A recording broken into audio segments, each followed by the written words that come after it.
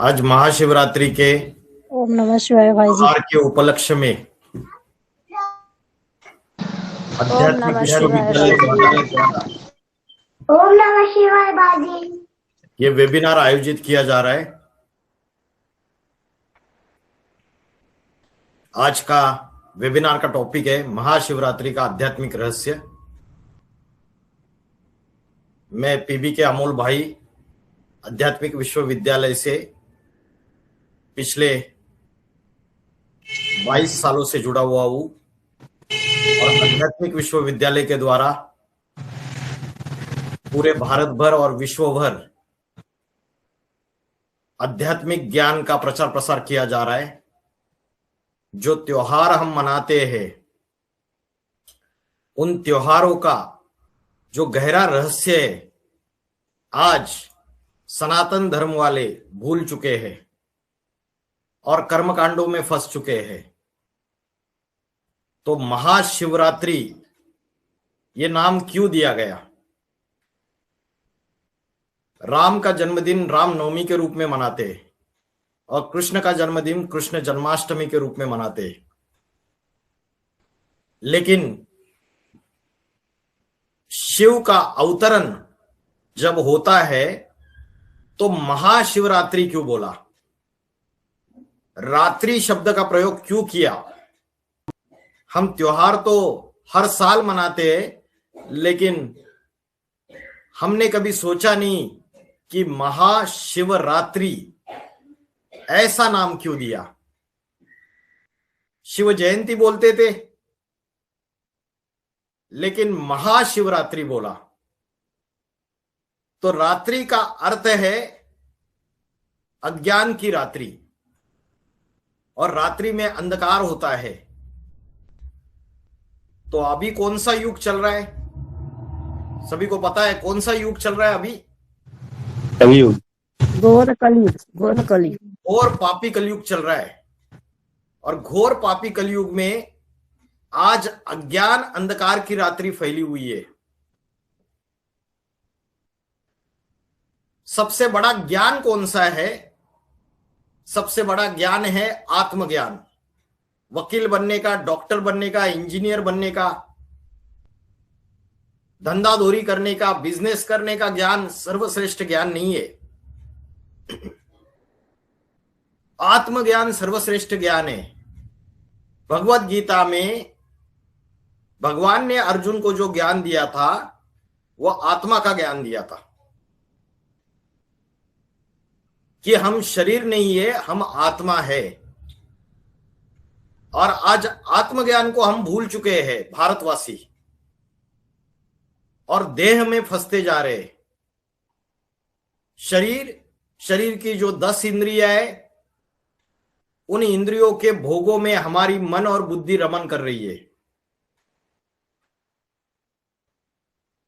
तो जैसे कुंभकर्ण 6 महीने सोता था और 6 महीने जगता था, तो वैसे घोर पापी कलयुग में सारे मनुष्य मात्र अज्ञान अंधकार की रात्रि में सो रहे, जिनको आत्मा का ज्ञान नहीं है, सिर्फ भौतिक ज्ञान है।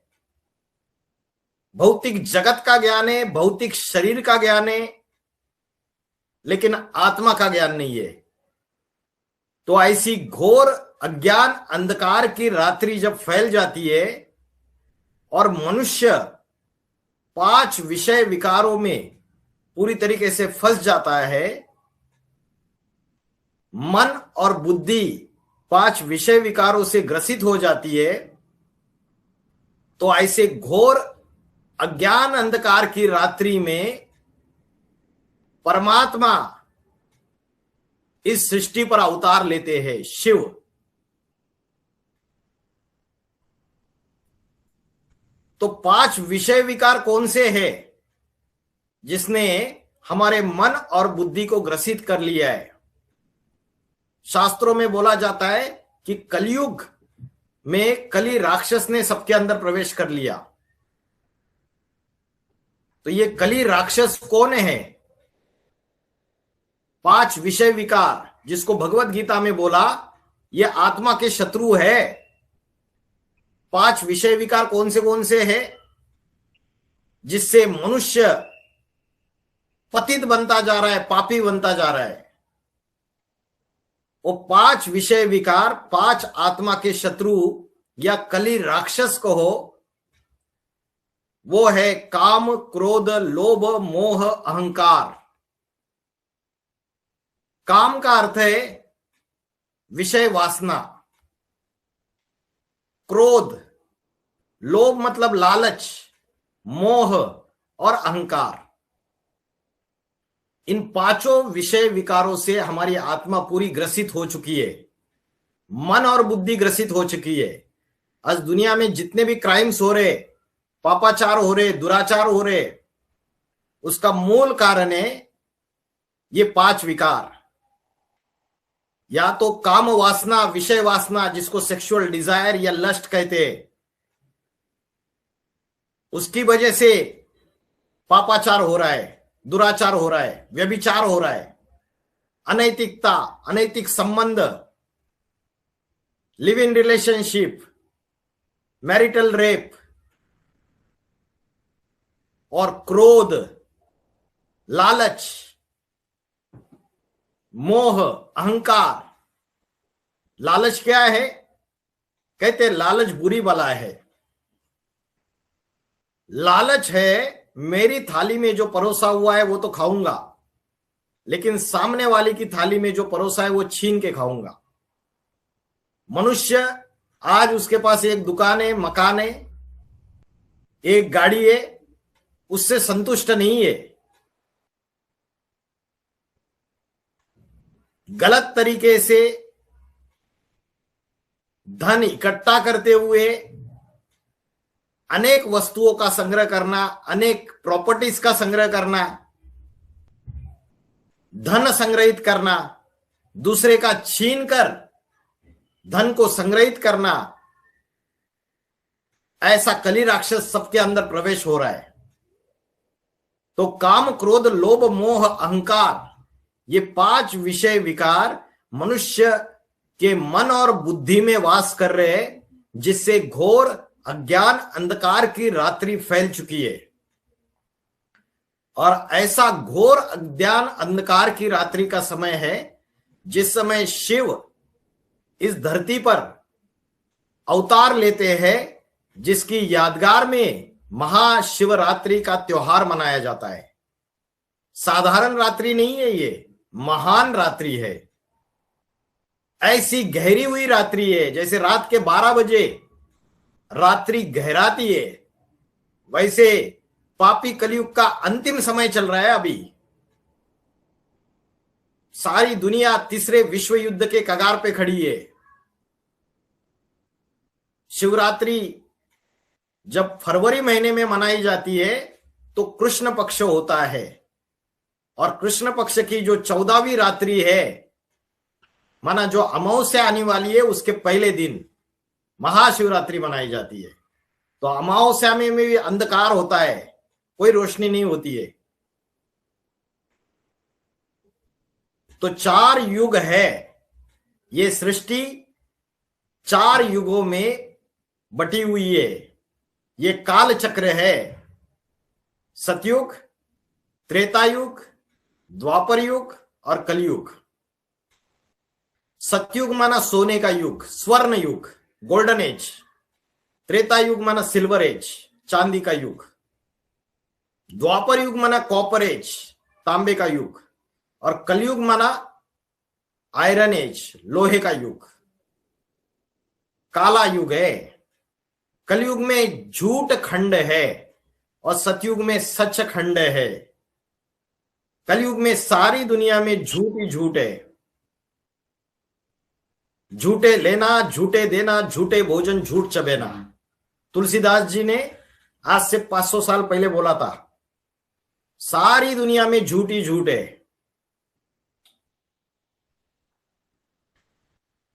तो ऐसे पापी कलयुग के अंतिम समय में जब घोर अज्ञान अंधकार की रात्रि फैल जाती है, महाभारी महाभारत गृह युद्ध का समय सारी दुनिया में आ जाता है, सारी दुनिया में काल मंडराने लगता है। उत्तर दक्षिण पूर्व पश्चिम चौदिश काल फिरे। जब ऐसा समय आता है तब शिव अति साधारण मनुष्य शरीर में भारत की धरती पर अवतार लेते हैं। शास्त्रों में कहा है विष्णु के अवतार होते। कोई कहेगा शिव का तो अवतार होता नहीं, अभी तो कल्कि का अवतार होने वाला है। और कोई कहते हैं कल्कि का अवतार हो भी चुका है। ये शिव का अवतार कहां से आया?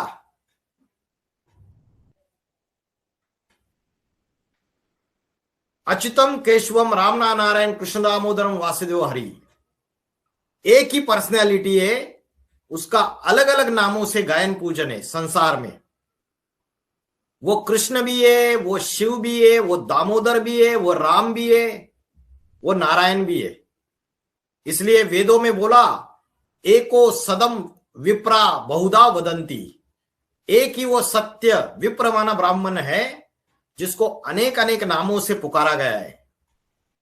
तो परमात्मा शिव जब इस धरती पर अवतार लेते हैं तो चाहे उनको कल्कि अवतार बोलो,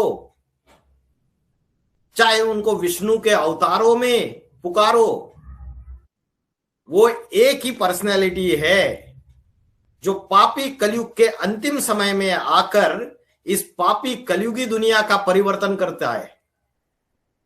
आज के राजनेता, आज के धर्मनेता, आज के गुरु गोसाई, आज के संत महात्मा, political leaders, cricket player, football player, जो जाने माने सेलिब्रिटीज, अभिनेता इस पापी कलयुगी दुनिया का परिवर्तन नहीं कर सकते। इनको बोलो एक्सप्रेस हाईवे बनाओ, बना देंगे। इनको बोलो 7 स्टार होटल बनाओ, बना देंगे। 5 स्टार होटल बना देंगे। बड़े बड़े मॉल बना देंगे, स्मार्ट सिटीज बना देंगे। लेकिन उसके बावजूद दुनिया में पाप, अत्याचार, भ्रष्टाचार, व्यभिचार, दुख, अशांति, हिंसा, आतंकवाद बढ़ता चला जा रहा है। मनुष्य मंगल ग्रह पर जीवन को ढूंढ रहा है।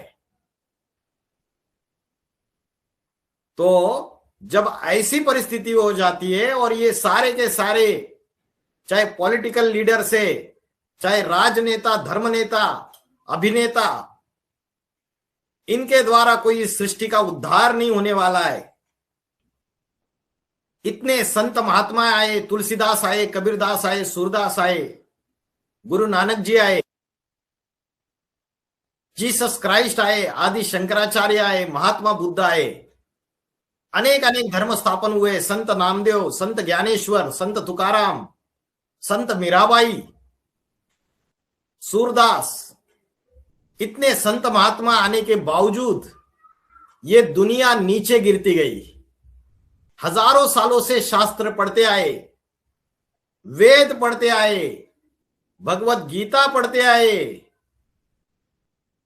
भागवत पढ़ते आए, भागवत की कथा सुनाते आए, फिर भी दुनिया नीचे गिरती गई, पतित बनती गई, पापी बनती गई।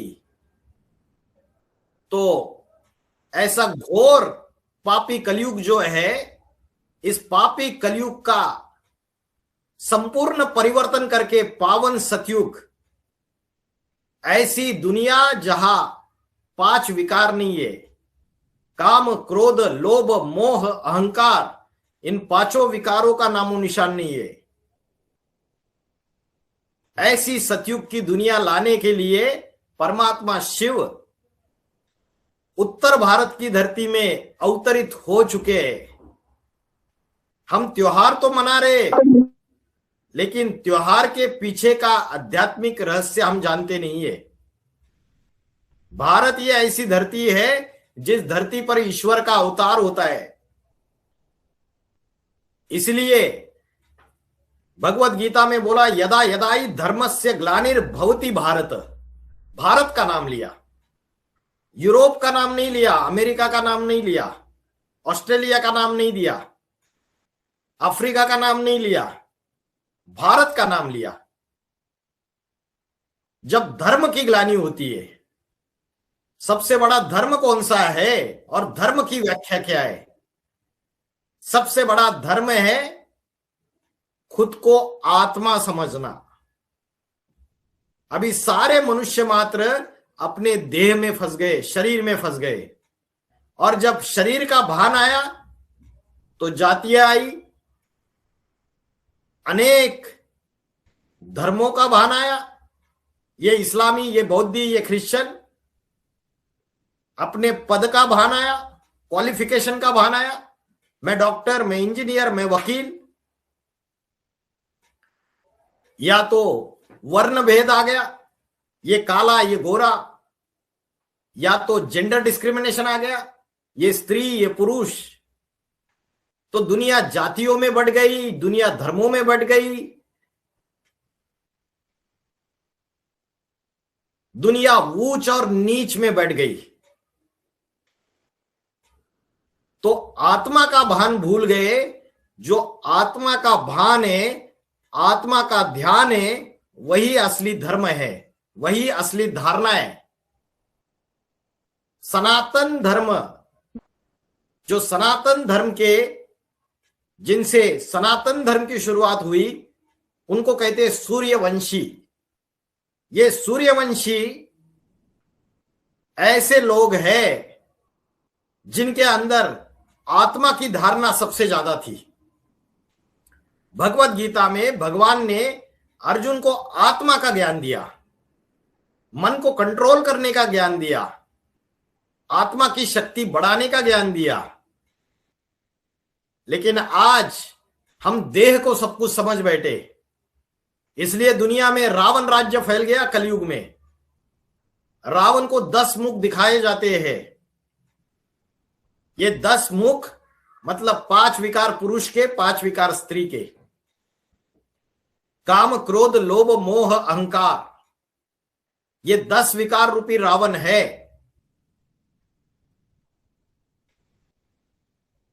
तो कलयुग में कलह, क्लेश, टंटा, झगड़ा फैलता चला गया। आज दुनिया में 10 धर्म पनप रहे। ये 10 रावण के मुख है। किसी व्यक्ति को अगर 2 मुख है तो हम बोलते हैं 2 मुआ सांप है, 2 बातें करता है अलग अलग से। तो रावण को 10 मुख थे, तो 10 मुखों से 10 बातें करता है। तो आज की जो गवर्नमेंट है उसमें 10 मिनिस्टर है, 10 प्रकार की बातें करते हैं। उनमें एकता नहीं है, अनेकता है। 10 राजनीतिक पार्टी है, पॉलिटिकल पार्टीज, वो 10 अलग अलग प्रकार की बातें करते हैं। 10 धर्म है, 10 जातियां है एक ही समाज में, ये 10 प्रकार की बातें करते हैं। 10 महासत्ताएं दुनिया में, अमेरिका, यूरोप, रशिया, भारत, ये 10 महासत्ताएं 10 प्रकार की बातें करते हैं। तो सारी दुनिया में रावण राज्य फैल चुका है। और जब ऐसा रावण राज्य फैलता है तो राम को आना पड़ता है दुनिया में। आज अयोध्या में राम मंदिर बनाया। राम मंदिर बनाने से राम राज्य आ जाएगा क्या? राम मंदिर बनाने से राम राज्य नहीं आएगा। जब आत्मा का ज्ञान हम अपने जीवन में फॉलो करेंगे, राम का जो मर्यादा पूर्ण जीवन था, राम के अंदर जो दैवी गुण थे, उन दैवी गुणों को अपने जीवन में जब धारण करेंगे तब राम राज्य आएगा। जब राम खुद आएगा और आत्मा का ज्ञान देगा, शिव खुद आएगा और आत्मा का ज्ञान दिएगा, तब राम राज्य स्थापन होगा। तब पापी कलयुग का अंत और पावन सतयुग की शुरुआत होगी। तो महाशिवरात्रि ये आत्मा और परमात्मा के मिलन का मेला है। आत्मा परमात्मा अलग रहे बहुकाल, सुंदर मेला सज गया जब सदगुरु मिला दलाल। हजारों सालों से सतयुग, त्रेता युग, द्वापर युग, कलयुग, परमात्मा आत्मा से अलग रहा। ये कलयुग के अंत का ऐसा समय है जब परमात्मा इस सृष्टि पर अति साधारण मनुष्य शरीर में आता है और आत्माओं से मिलन मेला मनाता है। और जब तक आत्माओं से मिलन मेला नहीं मनाएगा तब तक असली मुक्ति, जीवन मुक्ति या मोक्ष नहीं कहेंगे। दुनिया में बोलते हैं अरे आध्यात्मिक ज्ञान का सबसे बड़ा लक्ष्य है मोक्ष, मुक्ति, जीवन मुक्ति। तो वो मुक्ति है दुख दर्दों से मुक्ति, विषय विकारों से मुक्ति, जो मन का बंधन है, कर्म बंधन है, उससे मुक्ति। तो महाशिवरात्रि ज्ञान सूर्य प्रकटा, अज्ञान अंधेर विनाश। जैसे वो सूर्य जो सबको रोशनी देता है,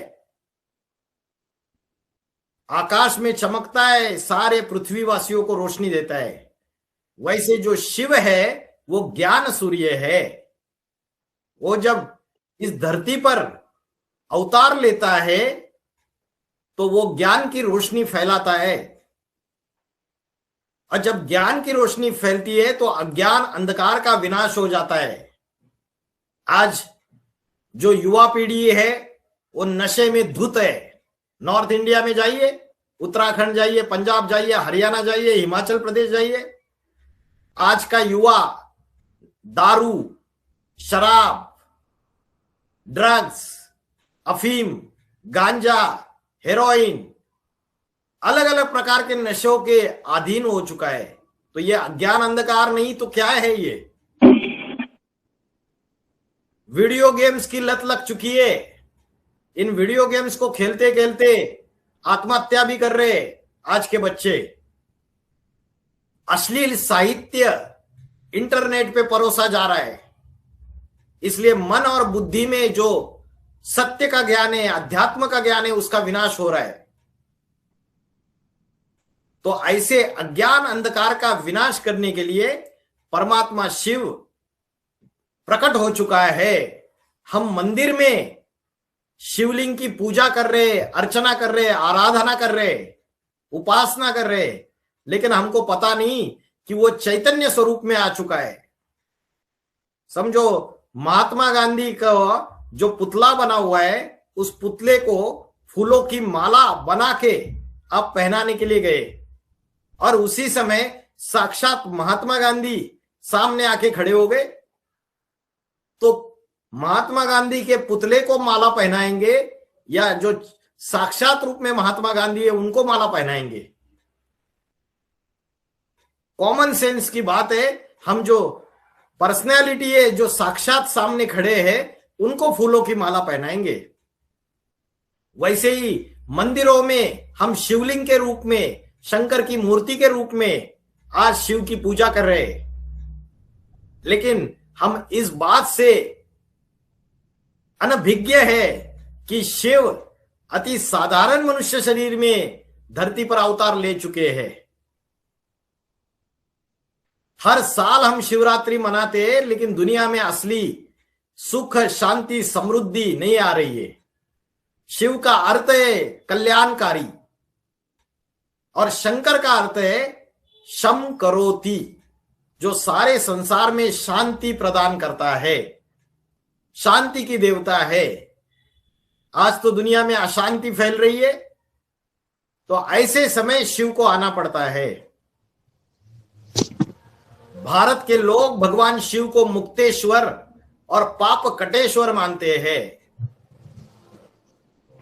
महाशिवरात्रि के त्योहार में व्रत करते, जागरण करते हैं।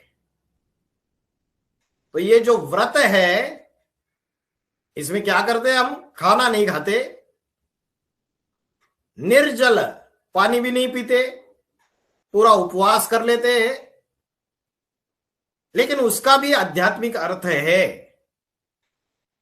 उपवास, उपवास, उप माना उपराम, उपराम माना ऊपर, और उपराम है परमात्मा, सबसे ऊपर है परमात्मा। उस परमात्मा के नजदीक रहना, वास माना नजदीक रहना, उस परमात्मा के समीप रहना, उसको कहते हैं उपवास। तो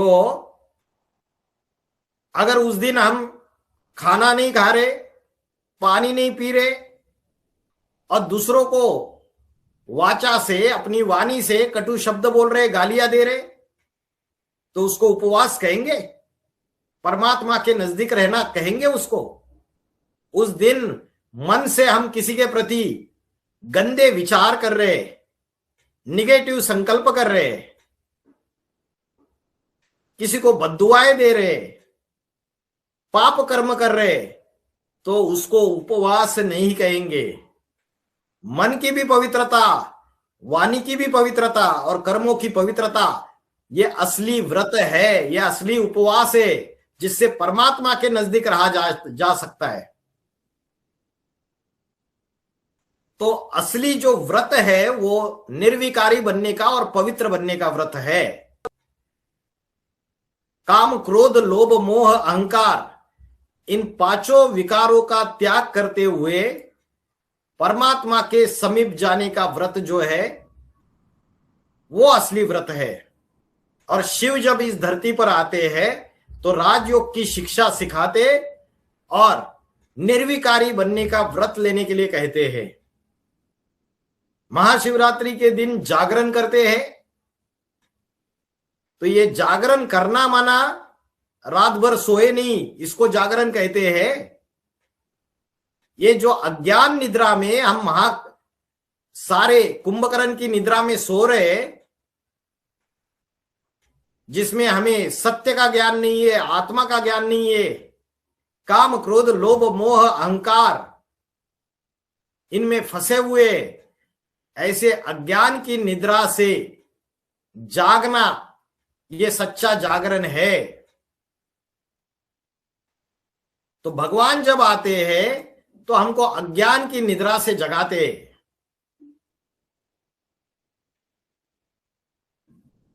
जब महाशिवरात्रि होती है तब हम शिव की पूजा करते हैं, अक का फूल उसके ऊपर चढ़ाते, धतूरे का फूल चढ़ाते, जबकि धतूरे का फूल जो है वो विषैला है, अक जो है वो दुर्गंधी युक्त है, सुगंध नहीं देता है, जबकि इतने सारे सुगंधित फूल है, तो अक और धतूरे का फूल ही क्यों चढ़ाया जाता है? कभी सोचा इसके बारे में? क्योंकि मनुष्य के अंदर भी जहर भरा हुआ है, विषय विकारों का, बुराइयां भरी हुई है। तो मनुष्य भी जिसके ऊपर विषय विकारों के कांटे हैं, ऐसे धतूरे के फूल जैसे बन गए। अक का फूल जैसे दुर्गंध देता है, वैसे मनुष्य के अंदर विषय विकारों की दुर्गंध आ रही है, काम, क्रोध, लोभ, मोह, अहंकार। तो ऐसे विषय विकारी मनुष्यों को भी परमात्मा उनको भी स्वीकार कर देता है। कोई कैसा भी हो, कामी हो, क्रोधी हो, लोभी हो, मोही हो, भगवान के दरबार में सब माफ है। अगर उसके शरण आ जाए सच्चे मन से, उसको अर्पण हो जाए, तो सभी माफ है। कोई कितना भी बड़ा पापी, महापापी हो, कितना भी विषैला हो, अगर सच्चे मन से ईश्वर के प्रति समर्पित हो जाता है, अर्पण हो जाता है, तो ऐसों का उद्धार भी परमात्मा करता है। इसलिए शिवलिंग के ऊपर अक का फूल, धतूरे का फूल चढ़ाता है। यह हमारे अंदर के विषय विकार और बुराइयों को चढ़ाने की बात है। कहते सत्यम शिवम सुंदरम, एक शिव ही सत्य है, वो सुंदर है, और एक शिव ही सबसे ज्यादा कल्याणकारी है। लेकिन वो कल्याणकारी साबित कब होता है? जब पापी कलयुग के अंत में इस धरती पर अति साधारण मनुष्य शरीर में अवतार लेगा, तभी वो सत्यम शिवम सुंदरम साबित हो जाता है। उसके जैसा 100% सत्य दुनिया में कोई भी नहीं है।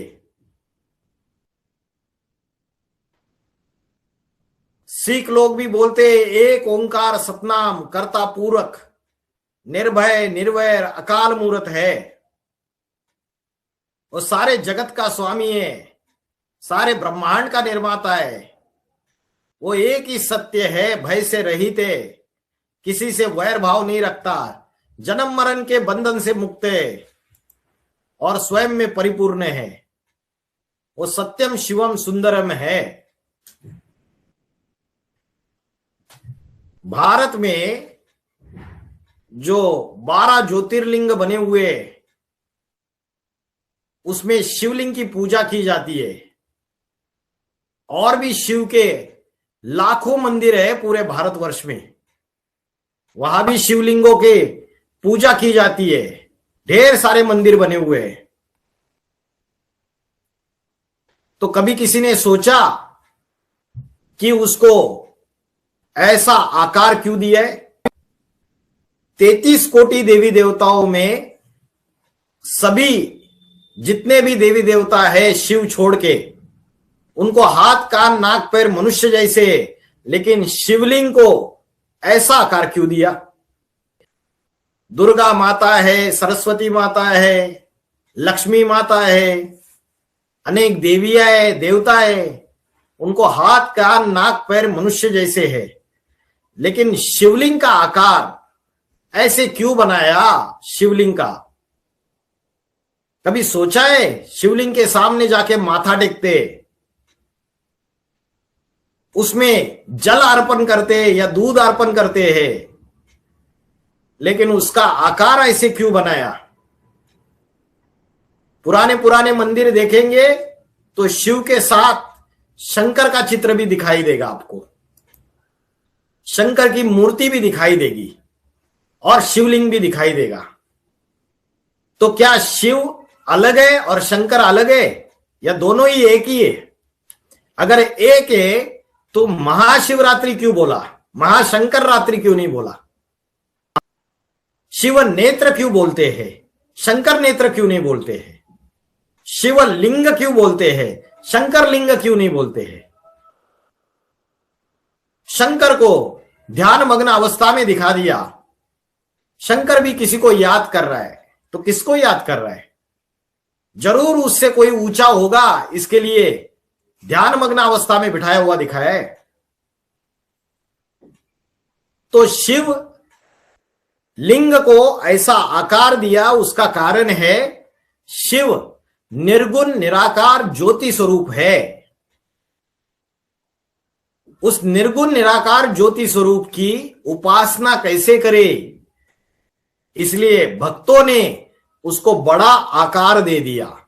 भगवत गीता में बोला है, ज्योतिषाम अपि तज्ज्योति, मैं ज्योतियों में भी सबसे बड़ी ज्योति हूं, ज्ञान की ज्योति हूं, ज्ञान का प्रकाश हूं। तो इसलिए शिवलिंग का आकार दे दिया, निर्गुण निराकार ज्योति स्वरूप। सब धर्म वाले इस बात को मानते हैं कि भगवान जो है वो निर्गुण निराकार ज्योति स्वरूप है। क्रिश्चियन धर्म वाले चर्च में जाते हैं तो कैंडल की ज्योत के ऊपर ध्यान लगाते हैं। जीसस क्राइस्ट कहते God is light, God is one. Light मतलब ज्योति। मुस्लिम लोग मक्का मदीना जाते हैं हज की यात्रा करने, वहां उन्होंने संग अश्वत्थ नाम का काला पत्थर रखा हुआ है, या चित्र में दिखाई दे रहा है। इसका जो आकार है ये शिवलिंग जैसा आकार है, ज्योति स्वरूप है। और प्रॉफेट मोहम्मद साहब कहते हैं कि खुदा नूर है, नूर माना रोशनी, ज्योति, प्रकाश।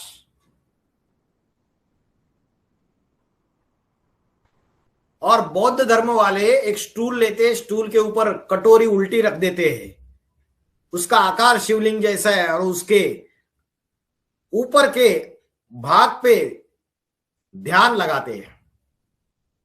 तो बौद्ध धर्म है, क्रिश्चियन धर्म है, मुस्लिम धर्म है और हिंदू धर्म है, जहां शिवलिंग की पूजा की जाती है। तो सभी धर्म वाले इस बात को मानते हैं कि परमात्मा ज्योति स्वरूप है, निराकार है। तो परमात्मा का घर कौन सा है? शिव का घर कौन सा है? शिव कहाँ रहते? कैलाश पे रहते हैं। हिमालय में, कैलाश में शिव का वास है, ऐसा कहते हैं। किसी ने देखा है कभी? इसका भी गूढ़ आध्यात्मिक रहस्य है। जैसे कैलाश पे जाना किसी को संभव नहीं है क्योंकि सबसे ऊंची चोटी है, वैसे परमात्मा शिव जो है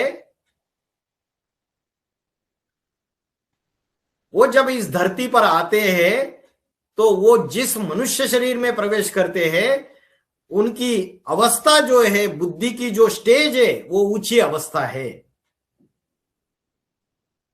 इसलिए दिखाते हैं कि शिव कैलाश में रहते हैं।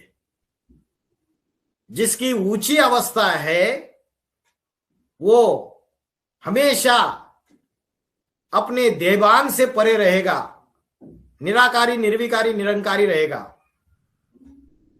तो परमात्मा का घर कौन सा है ओरिजिनल? वो कहां से आता है? जैसे ये पृथ्वी है, चित्र में दिखाई दे रही है, इसको कहते हैं मनुष्य लोक। आज दुनिया की पॉपुलेशन 8 बिलियन है, 800 करोड़। और इसके ऊपर है ब्रह्मापुरी, विष्णुपुरी, शंकरपुरी, और उसके ऊपर है ब्रह्मलोक, परम धाम, ये वाला पोर्शन। तो ये जो परम धाम है, उस परम धाम का परमात्मा रहने वाला है, परमात्मा शिव, जो ज्योति स्वरूप है। भगवत गीता में बोला है, जहां चंद्र सूर्य तारों की रोशनी नहीं पहुंच सकती, उस परम धाम का मैं रहने वाला हूं।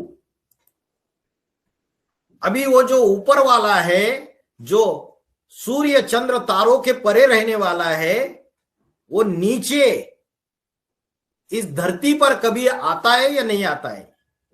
और कब आता है? आता है तो उसका आने का टाइमिंग क्या है? भगवत गीता में बोला उसका आने का टाइमिंग, यदा यदा ही धर्मस्य ग्लानिर्भवति भारत। जब धर्म की ग्लानि होती है, अधर्म का बोलबाला होता है, तब दुर्जनों का विनाश करने के लिए, सज्जनों की रक्षा करने के लिए मैं आता हूं। तो पापी कलयुग का अंतिम समय है, जिस समय वो ऊपर वाला शिव निर्गुण निराकार ज्योति स्वरूप नीचे किसी मनुष्य शरीर में प्रवेश करता है। किस लिए प्रवेश करता है? किस लिए आता है? बोला मुक्तेश्वर, पाप कटेश्वर, सबके पापों को काटने के लिए आता है, पतितों को पावन बनाने के लिए आता है, दुख दर्दों से मुक्ति दिलाने के लिए आता है, काम क्रोध लोभ मोह अहंकार, इन पांचों विषय विकारों से मुक्ति दिलाने के लिए आता है परमात्मा। तो यहां आपको शिव और शंकर में फर्क दिखाई दे रहा है। शिव निर्गुण निराकार है, ज्योति स्वरूप, और शंकर हमारे तुम्हारे जैसा मनुष्य के रूप में है। शिव जन्म मरण के चक्र से न्यारा है। जैसे हम जन्म मरण के चक्र में आते, पाप पुण्य के फेरे में आते, सुख और दुख के फेरे में आते, वैसे शिव जन्म मरण के चक्र में नहीं आता है, पाप पुण्य के फेरे में नहीं आता है, सुख दुख के फेरे में भी नहीं आता है। लेकिन शंकर जो है ये जन्म मरण के चक्र में आने वाला है। शिव अभोक्ता है, शंकर भोक्ता है।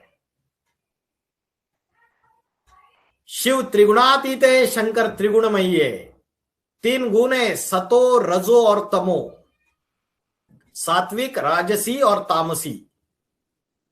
शिव निराकार है और शंकर साकार है, सगुण साकार।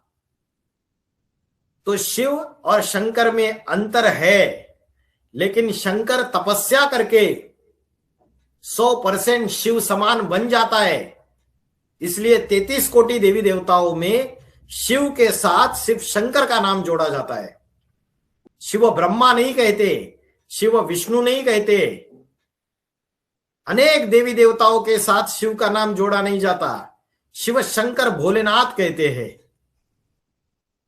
शिव को अलग अलग नामों से पुकारा जाता है, महाकाल, त्र्यंबक, जटाधारी, नागनाथ, मृत्युंजय, चंद्रशेखर, विश्वेश्वर, महारुद्र, आदिदेव, महेश, आशुतोष, शंभु, अनेक अनेक नामों से शिव को पुकारा जाता है। और सावन के महीने में सबसे ज्यादा पूजा की जाती है। क्यों पूजा की जाती है? क्योंकि श्रावण के महीने में बरसात होती है। जैसे भगवान इस धरती पे आते हैं तो ज्ञान की बरसात करते हैं, इसलिए भक्तजन सावन महीने में उनकी सबसे ज्यादा पूजा करते हैं। तो इन आध्यात्मिक अर्थों को हम नहीं समझ पाते। हम भक्ति तो करते हैं लेकिन इन बातों को समझ नहीं पाते कि ये भक्ति में ये चीजें जो हम फॉलो कर रहे हैं हजारों वर्षों से, इसका गहरा आध्यात्मिक अर्थ क्या है।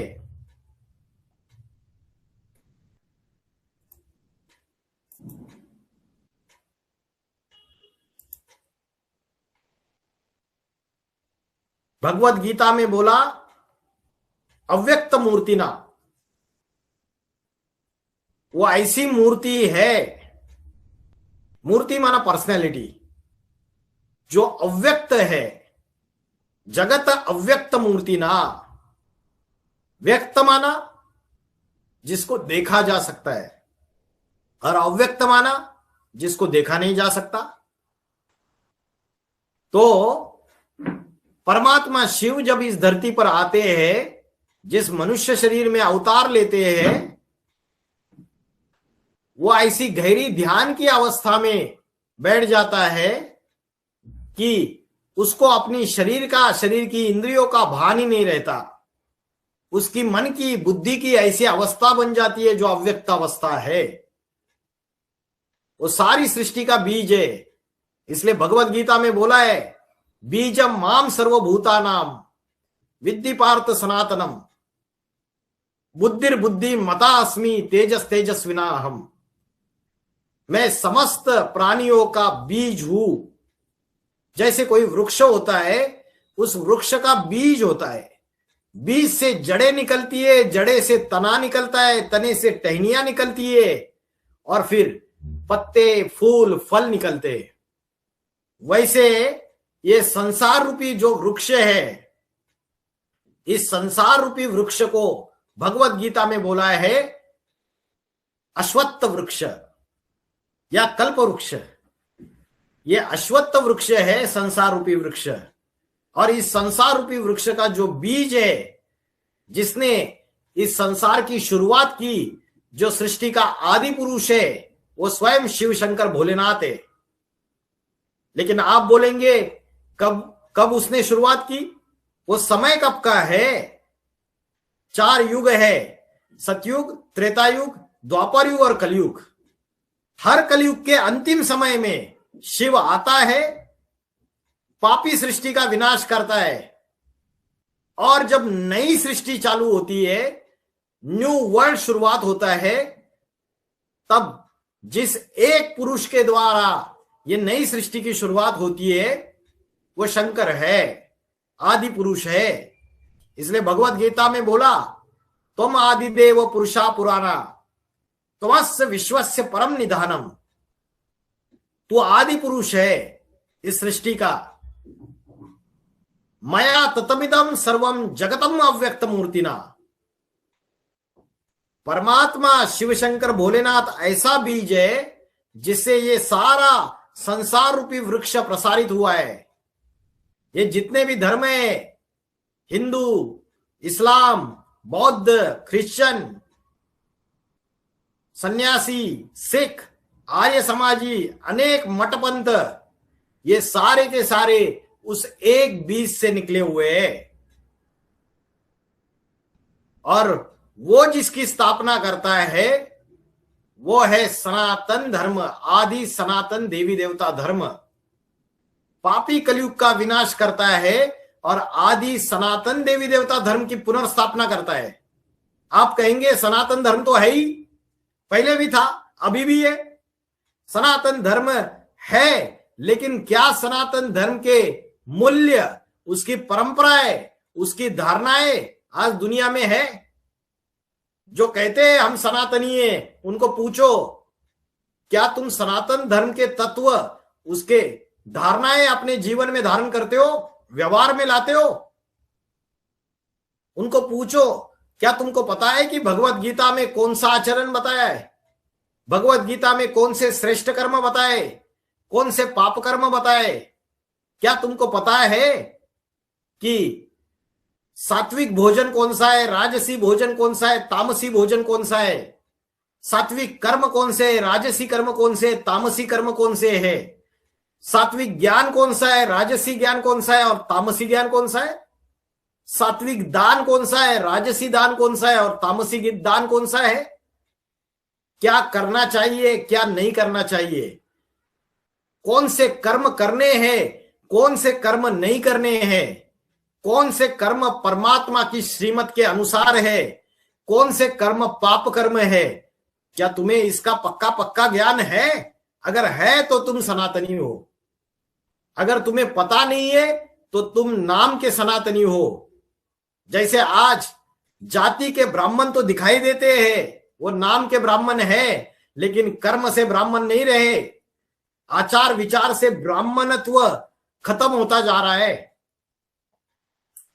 ब्राह्मण का अर्थ ही है जिसका मन पवित्र है, जिसकी वाचा पवित्र है और जिसके कर्म में पवित्रता है। लेकिन आज जो जाति के ब्राह्मण हैं, उनके आचार विचार व्यवहार कर्म और संकल्पों की शुद्धि और पवित्रता दिखाई नहीं दे रही है। तो जाति के ब्राह्मण ब्राह्मण नहीं रहे, सारी दुनिया शूद्र बनती जा रही है। इसलिए तुलसीदास जी ने रामचरितमानस में बोला था, भय वर्ण संकर सबे, ये सारी दुनिया वर्ण संकर शूद्र जैसी होती जा रही है। ऐसा कोई नहीं है कि जो शूद्र ना हो, पतित बनते जा रहे, विषय विकारी बनते जा रहे, ब्राह्मणत्व की धारणाएं खत्म होती जा रही है। तो ऐसे पतितों को पावन बनाने के लिए शिव शंकर भोलेनाथ अवतार लेते हैं। और जिस मनुष्य शरीर में अवतार लेंगे उसका चेहरा मोहरा ऐसा होगा जिसको बोलते हैं अव्यक्त अवस्था, निराकारी अवस्था। आपने कभी जीसस क्राइस्ट का फोटो देखा होगा, उनकी आंखें चढ़ी हुई है। गुरु नानक जी का फोटो देखा होगा, उनकी आंखें चढ़ी हुई है। महात्मा बुद्ध का फोटो देखा होगा, वो भी ऐसी निराकारी अवस्था में है। और शिव शंकर भोलेनाथ का फोटो देखा होगा, वो भी निराकारी अवस्था है, अर्धोन्मिलित नेत्र है। तो जिस मनुष्य शरीर के द्वारा भगवान इस दुनिया में प्रत्यक्ष होने वाले, आने वाले समय में, आने वाले 8-10 सालों में परमात्मा शिव सारी धरती पर सभी मनुष्यों के सामने भगवान के रूप में प्रत्यक्ष हो जाएंगे, तब उनकी अवस्था भी ऐसी दिखाई देगी, निराकारी निर्विकारी निरंकारी। ऐसी निराकारी अवस्था कि गुरु नानक जी की भी ऐसी अवस्था नहीं थी, महात्मा बुद्ध की भी ऐसी अवस्था नहीं थी, और जीसस क्राइस्ट की भी ऐसी अवस्था नहीं थी, उनसे भी टॉप मोस्ट। तो इसलिए भगवत गीता में बोला, अव्यक्त मूर्तिना आदि पुरुष तुम आदिदेव पुरुषा पुराना। तो ये संसार रूपी वृक्ष है, इस संसार रूपी वृक्ष का बीज स्वयं शिव शंकर भोलेनाथ है, आदिदेव आदिदेवी शंकर और पार्वती। ये सृष्टि के आदि पुरुष और आदि स्त्री है। जब पापी कलयुग का विनाश हो जाएगा, महाप्रलय आ जाएगा, भूकंप ज्वालामुखी फटेंगे, न्यूक्लियर वॉर होगी, एटम बॉम्ब का विस्फोट होगा, हिंदू मुस्लिम गृह युद्ध होगी और सारे संसार का विनाश हो जाएगा, तब दुनिया फिर से शुरुआत होगी, सतयुग की शुरुआत हो जाएगी। वो प्रथम पुरुष और प्रथम स्त्री, उनको शास्त्रों में नाम दे दिया शंकर और पार्वती। आदि पुरुष आदि स्त्री, आदिदेव आदिदेवी। क्रिश्चियन लोग बोलते हैं उनको first man and first woman of the world, Adam और ईव। जैन लोग कहते आदिनाथ आदिनाथिनी, और मुस्लिम लोग कहते आदम और हव्वा। तो ये प्रथम पुरुष और प्रथम स्त्री है। इनको शास्त्रों में, अनेक धर्मों में अनेक अनेक नामों से पुकारा। उनके द्वारा इस सृष्टि की शुरुआत हो जाती है।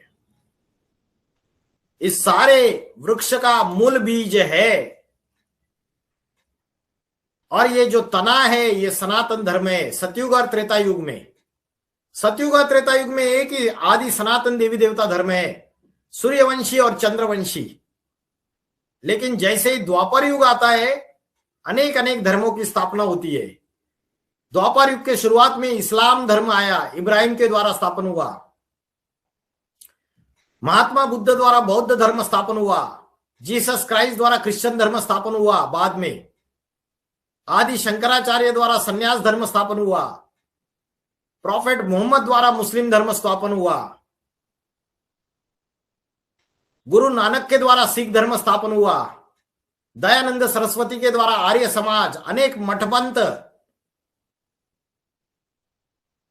और नास्तिकता भी इस दुनिया में आ गई, कम्युनिज्म। तो ये अनेक धर्मों का झाड़ तैयार हो गया, और उस अनेक धर्मों का झाड़, उसका जो बीज है वह स्वयं शिव शंकर भोलेनाथ है। मुस्लिम धर्म बोलते हैं मुस्लिम धर्म वाले कि जो मुसलमान है वो कयामत के समय खुदा के बंदे बड़े मौज में रहेंगे, बाकी सारे मर जाएंगे, बाकी सारों को काटा जाएगा, मारा जाएगा, सबका विनाश हो जाएगा। लेकिन उनको पता नहीं है, मुस्लिम धर्म तो आज से 1400 साल पहले आया, 1500 साल पहले आया। लेकिन आदि सनातन देवी देवता धर्म की स्थापना स्वयं शिव शंकर भोलेनाथ ने की है। हर 5000 साल के कलयुग के अंत में परमात्मा शिव इस पापी धरती पर अवतार लेके आदि सनातन देवी देवता धर्म की पुनर्स्थापना करता है। फिर से मनुष्य के अंदर जो राक्षसी प्रवृत्ति है उसको हटा के दैवी गुण स्थापन करता है। तो ये जो वृक्ष की टहनियां है ये अनेक अनेक धर्म है, और उसके जो पत्ते हैं वो उन धर्मों के फॉलोवर्स है। तो जब ये सारा झाड़ अभी पापी कलयुग के अंत में तैयार हो चुका है, और अनेक धर्म आपस में लड़ झगड़ रहे, इसलिए भगवत गीता में बोला सर्वधर्मान परित्यज मामेकम शरणम व्रज। इन सब देह के धर्मों को त्याग दो और मुझ एक शिव शंकर भोलेनाथ के शरण में आ जाओ। तो शिव जब इस धरती पे आता है तब उसका तो दिव्य जन्म है। वो मां के गर्भ के द्वारा हमारे तुम्हारे जैसा तो जन्म लेता नहीं है, उसका जन्म दिव्य जन्म है। भगवत गीता में बोला अज, अज शब्द आया, अज मना जन्मा, अर्थात पुनर्जन्म रहित। अजोपि सन अव्ययात्मा भूतानाम ईश्वरोपि सन प्रकृतिम स्वामी धिष्ठाय संभवामी आत्म माया। मैं शरीर रूपी प्रकृति का आधार लेकर आता हूं, मैं अजन्मा हूं, मैं गर्भ के द्वारा जन्म नहीं लेता हूं। अगर गर्भ के द्वारा जन्म नहीं लेता है तो फिर कैसे आता है वो? तो भगवत गीता में बोला प्रवेश तुम, एक श्लोक आया है, मैं प्रवेश करने योग्य हूं। शिव निर्गुण निराकार किसी पर काया में प्रवेश करता है। जैसे कोई भूत प्रेत मनुष्य में प्रवेश कर सकता है, वैसे ही शिव, उसको गर्भ द्वारा जन्म लेने की दरकार नहीं है, वो पर काया प्रवेश करता है। भगवत गीता में बोला है मेरा दिव्य जन्म है, जन्म कर्म चमे दिव्यम एवं यो वेत्ति तत्वता। मेरे दिव्य जन्म को कोई भी जान नहीं पाता है। न मे विदु सुरगनाहा प्रभवम न महर्षया अहमादिरी देवाना मनुष्या पार्थ सर्वशा। मेरे दिव्य जन्म को ना देवता जानते, ना महर्षि जानते, ना ऋषि जानते, कोई भी नहीं जान पाता, ना संत महात्मा जानते हैं, ना गुरु गोसाई जानते हैं। आज जो बैठे हुए बड़े बड़े अनेक अनेक गुरु गोसाई बैठे हुए ना, उनको पूछो, जो टीवी पे भी दिखाई देते हैं, टीवी चैनल्स पे, उनको पूछो जाके, लाखों के मजमे बना के बैठते हैं, उनको बोलना शिव का जन्म हो चुका है क्या? और शिव का जन्म होता है तो कैसे होता है? क्या गर्भ के द्वारा जन्म लेता है या उसका दिव्य जन्म है? Battery discharge. तो शिव का जो जन्म है वो दिव्य जन्म है। दिव्य जन्म माना वो पर काया प्रवेश करता है। तो भगवत गीता में शिव के बारे में अनेक श्लोक आए। बोला परम ऐश्वर्य रूपम, अर्थात परम ऐश्वर्यवान है महादेव। जैसे दुनिया में बड़े धनवान रहते, ऐश्वर्यवान रहते, तो उनके पास बहुत ज्यादा नोट रहते, धन संपत्ति रहती है, प्रॉपर्टी रहती है, बंगला रहता है, गाड़ी रहती है, तो उसको बोलते हैं ऐश्वर्यवान। लेकिन परमात्मा के पास कौन सी संपत्ति है? टाटा बिरला अंबानी जैसी बिलियन ट्रिलियन डॉलर्स की संपत्ति है या ज्ञान धन की संपत्ति है? वो अखूट ज्ञान का भंडारी है। उसके बुद्धि में ऐसा आध्यात्मिक ज्ञान समाया हुआ है कि उसके कारण उसको बोला परम ऐश्वर्य रूपम। वो ज्ञान का सागर है। आज दुनिया में इतने बड़े बड़े विद्वान है, डॉक्टर है, इंजीनियर है, वकील है, जजेस है, बड़े बड़े साइंटिस्ट है, फिलोसोफर्स है। इन सबके अंदर जितनी बुद्धि है उससे भी ज्यादा बुद्धिमान है वो, विशाल बुद्धि वाला है। उसके अंदर इतना ज्ञान धन है, अखूट ज्ञान की धन संपत्ति समाई हुई है। इसलिए शिव जब इस संसार में अति साधारण मनुष्य शरीर में अवतार लेते हैं तो ये अकूट ज्ञान धन संपत्ति बांटते हैं सारे संसार में। आज मनुष्य के पास वो शिव का ज्ञान नहीं है, इसके कारण अज्ञान अंधकार में भटक रहे मनुष्य। भगवत गीता में बोला सर्वलोक महेश्वरम, मतलब तीनों लोकों का महान ईश्वर है। तो भगवत गीता में अनेक श्लोक आए जिससे यह साबित होता है कि भगवत गीता में भी शिव की महिमा गाई हुई है। हमें लगता है कि भगवत गीता तो कृष्ण भगवान ने गाई, लेकिन भगवत गीता का जो भगवान है वो कृष्ण नहीं है, शिव है। ये बड़ी रहस्य की बात है और आप सभी को आश्चर्य लगेगा कि ये भाई साहब क्या बात बोल रहे। भगवत गीता का भगवान तो हम सालों सालों से, हजारों सालों से सुनते आए कि कृष्ण है। कृष्ण ने गीता बताई है अर्जुन को,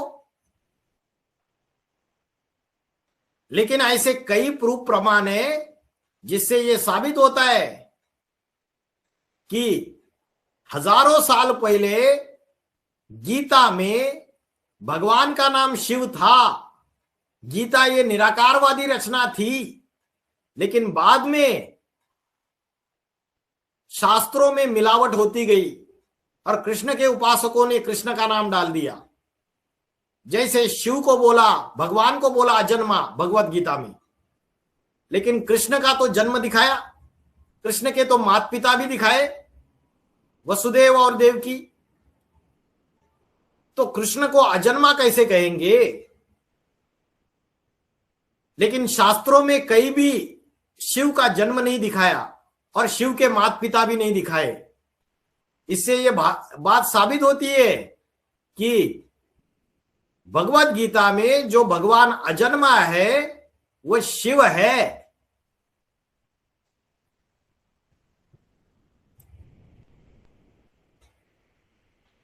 आज दुनिया में शिव शंकर भोलेनाथ की सबसे ज्यादा पूजा और आराधना होती है। सबसे ज्यादा शिवलिंग की मूर्तियां खुदाइयों में पाई जाती है।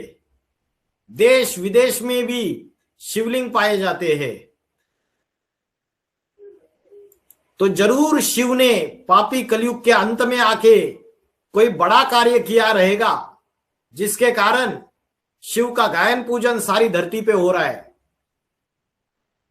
जब शिव इस धरती पर आते हैं तो वो 3 देवों के द्वारा कार्य करते हैं, त्रिदेव। शिव इन त्रिदेवों के भी ऊपर है, ब्रह्मा, विष्णु और शंकर। ब्रह्मा देवताय नमः, विष्णु देवताय नमः, शिव परमात्माय नमः। तो ब्रह्मा विष्णु शंकर का भी रचयिता शिव है। ब्रह्मा स्थापना करते हैं, सनातन धर्म की स्थापना के कार्य में निमित्त बनते हैं, और शंकर विनाश करते, अनेक राक्षसी प्रवृत्तियों का विनाश करते, अनेक धर्मों का विनाश करते हैं, अनेक जातियों का विनाश करते हैं, अनेक झूठी परंपराओं का विनाश करते हैं। तो शंकर को बोला विनाशकारी, संहार करता, महाकाल। इसलिए भगवत गीता में एक श्लोक आया, कालोस्मि, कालोस्मि लोकक्षय कृत प्रवृद्धो। मैं इस संसार का विनाश करने वाला महाकाल हूं। अभी कोई मुखिया या परिवार का कोई बाप अपने घर का विनाश करता है क्या? फिर शंकर को विनाश करता क्यों बोला? हर हर बम बम महाकाल क्यों बोला? क्यों विनाश करता है? जब पापों की अति हो जाती है, जब घर पुराना हो जाता है, मकान टूटा फूटा हो जाता है, छत से पानी टपक रहा है, दीवारों में क्रैक आ रहे, तो ऐसे समय मकान का जो मालिक है वो पहले रिपेयरिंग करता है। 1 बार रिपेयरिंग करता है, 2 बार रिपेयरिंग करता है, 3 बार रिपेयरिंग करता है, 4 बार रिपेयरिंग करता है, अनेक बार रिपेयरिंग करता है, लेकिन घर सुधरने का नाम नहीं लेता है। तो मकान का मालिक लास्ट में क्या करेगा बताइए? क्या करता है मकान का मालिक? जब रिपेयरिंग से काम नहीं हो रहा है तो मकान का मालिक पुराना मकान तोड़ देगा और नया मकान बांध के तैयार करेगा। लेकिन पहले पुराना मकान नहीं तोड़ेगा, अपने बीवी बाल बच्चों को नए मकान में आराम से शिफ्ट कर देगा, फिर पुराना मकान तोड़ेगा। वैसे ये जो सृष्टि है ये पुरानी बन चुकी है, पापी बन चुकी है, पतित बन चुकी है। तब इस पुरानी सृष्टि का विनाश करके नई आदि सनातन देवी देवता धर्म की पुनर्स्थापना करना, नए सतयुग की स्थापना करना, यह कार्य शंकर के द्वारा होता है। तो बताइए विनाश करना गलत है या सही है? जब तक पुरानेपन का विनाश नहीं करेंगे तब तक सज्जनों के द्वारा, दैवी गुणों वाले मनुष्यों के द्वारा नई सृष्टि की शुरुआत नहीं हो सकती। तो परमात्मा शिव जब आते हैं तो ब्रह्मा के द्वारा नवयुग की स्थापना, शंकर के द्वारा पापी कलयुग का विनाश, और जब नवयुग शुरू हो जाएगा तो विष्णु का राज्य आएगा, लक्ष्मी नारायण का राज्य आ जाएगा, उनके द्वारा दैवी सृष्टि की पालना। ये कार्य भगवान स्वयं आके कर रहे हैं वर्तमान में। अभी मनुष्य समझते कि कलयुग तो अभी छोटा बच्चा है, अभी 40,000 साल बाकी है भाई साहब, ऐसा बोलते। लेकिन ये पापी कलयुग विनाश के कगार पे खड़ा हुआ है। 40,000 साल बाकी नहीं है, सिर्फ 10 साल बाकी है। और ये सिर्फ अध्यात्म नहीं कह रहा है, यह आध्यात्मिक विश्वविद्यालय नहीं कह रहा है, प्रजापिता ब्रह्म कुमारी भी कह रही है, अभी बड़े बड़े सन्यासी है वो भी बोल रहे। वो एक देवकी नंदन जी आते टीवी चैनल पे, वो भी बोल रहे बहुत थोड़ा समय बचा हुआ है। सिर्फ गुरु गोसाई नहीं कह रहे, संत महात्माएं नहीं कह रहे, अनेक भविष्यवाणियां भी कह रही है। नॉस्ट्राडेमस, किरो, किट, एंडरसन, जुल्बन, बाबा वेंगा, गोपीनाथ शास्त्री, कल्कि पुराण, ओडिशा की भविष्यवाणी अच्युतानंद स्वामी की, इन सब में एक कॉमन भविष्यवाणी है। 21वीं शताब्दी में उत्तर भारत से एक महापुरुष का अवतार होगा। वह योगियों का योगी होगा। वह आत्मा और परमात्मा का ऐसा ज्ञान देगा, ऐसी आध्यात्मिक क्रांति लाएगा, ऐसा आध्यात्मिक संगठन स्थापन करेगा कि दुनिया में अनेक जाति, अनेक धर्म, अनेक भाषा, अनेक राज्य, उनका विनाश करके एक सत्य धर्म, एक राज्य, एक भाषा, एक जाति, एक राजा स्थापन करेगा। वसुदेव कुटुंबकम, भारत विश्व गुरु बन जाएगा। तो शंकर के द्वारा अनेकता का विनाश, ये समय अभी चल रहा है। सिर्फ 10 साल का समय बाकी है। ये पापी कलयुग, काम, क्रोध, लोभ, मोह, अहंकार, इसकी अग्नि में जल रहा है। दुनिया तीसरे विश्व युद्ध के कगार पे खड़ी है। न्यूज चैनल खोलो, आज तक, जी न्यूज, रिपब्लिकन टीवी, टीवी 9, कोई भी न्यूज चैनल खोलो, आपको दिखाई देगा कि अमेरिका ईरान के ऊपर आक्रमण करने के लिए तैयार है। भारत, पाकिस्तान, बांग्लादेश, कभी भी युद्ध चालू हो सकती है। पाकिस्तान में आंतरिक गृह युद्ध चालू हो चुका है। बीच में नेपाल में अराजकता फैली हुई थी, बीच में श्रीलंका में अराजकता फैली हुई थी, यूरोप में अराजकता फैली हुई थी, अमेरिका में अराजकता फैली हुई है। रशिया और यूक्रेन की वॉर 3 सालों से चल रही है। इजराइल पैलेस्टाइन के बीच में युद्ध चल रही थी। धर्म आपस में झगड़ रहे, सत्ता के अहंकारवश आपस में झगड़ रहे। चाइना ताइवान के ऊपर कभी भी आक्रमण कर सकता है। बड़ी बड़ी महासत्ताएं विस्तारवादी होती जा रही है, समुंदर के ऊपर अपना अधिकार जताना चाहती है, हवा के ऊपर अपना अधिकार जताना चाहती है, एक दूसरे के दुश्मन बनते जा रहे। और पापी कलयुग का अंतिम समय नजदीक आ चुका है। कारण यह है, हर हर बम बम, शंकर के नाम के आगे बम बम लगाया। क्यों बम बम क्यों लगाया? अरे जब पापी कलयुगी दुनिया में जब शिव शंकर भोलेनाथ अवतार लेते हैं तो एटम बम बन के तैयार हो गए दुनिया में। 1945 में 1945 फर्स्ट एटम बॉम्ब का इन्वेंशन हुआ। और आज छोटे से छोटे कंट्री के पास एटम बॉम्ब है, परमाणु बम है, न्यूक्लियर वेपन्स है। तब जब शिव शंकर भोलेनाथ आता है तब मनुष्य अपने विनाश के सारे साधन तैयार कर लेता है। इसलिए बोला हर हर बम बम, विनाश के साधन मनुष्य ने खुद तैयार किए। जब मनुष्य अपने विनाश के साधन तैयार करता है तो भगवान को अनेकता का विनाश करके आदि सनातन देवी देवता धर्म की फिर से स्थापना करने के लिए आना पड़ता है। अगर तीसरा विश्व युद्ध हुआ तो कुछ ऐसे नजारे होंगे। ग्लोबल वार्मिंग होगी, न्यूक्लियर वॉर होगी तो धरती का टेम्परेचर बढ़ जाएगा। उससे उत्तर ध्रुव और दक्षिण ध्रुव के बर्फ के पहाड़ पिघल जाएंगे, जिससे समुद्र का जलस्तर बढ़ जाएगा। महाप्रलय आएगा दुनिया में। शास्त्रों में बोलते हैं शंकर ने जब तीसरा नेत्र खोला तो सारी दुनिया में महाप्रलय आ गया। तो ये ज्ञान का तीसरा नेत्र है, ये बुद्धि का तीसरा नेत्र है। परमात्मा शिव आकर आध्यात्मिक विश्वविद्यालय के द्वारा ये ज्ञान का तीसरा नेत्र खोल चुके। आध्यात्मिकता का ज्ञान सारे संसार में प्रसारित हो रहा है। और जब ये ज्ञान का तीसरा नेत्र खुल जाता है तो सारे संसार में विनाश की शुरुआत हो जाती है।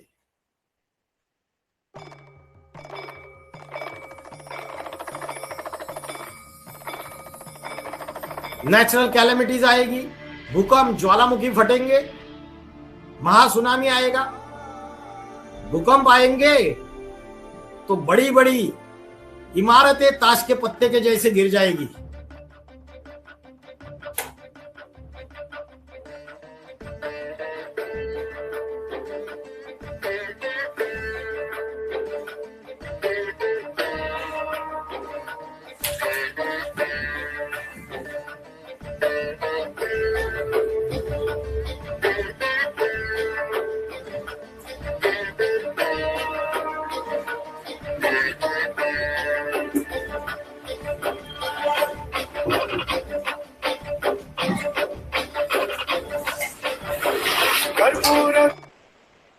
तो शिव शंकर को विनाश करता कहते हैं, संहार करता कहते हैं।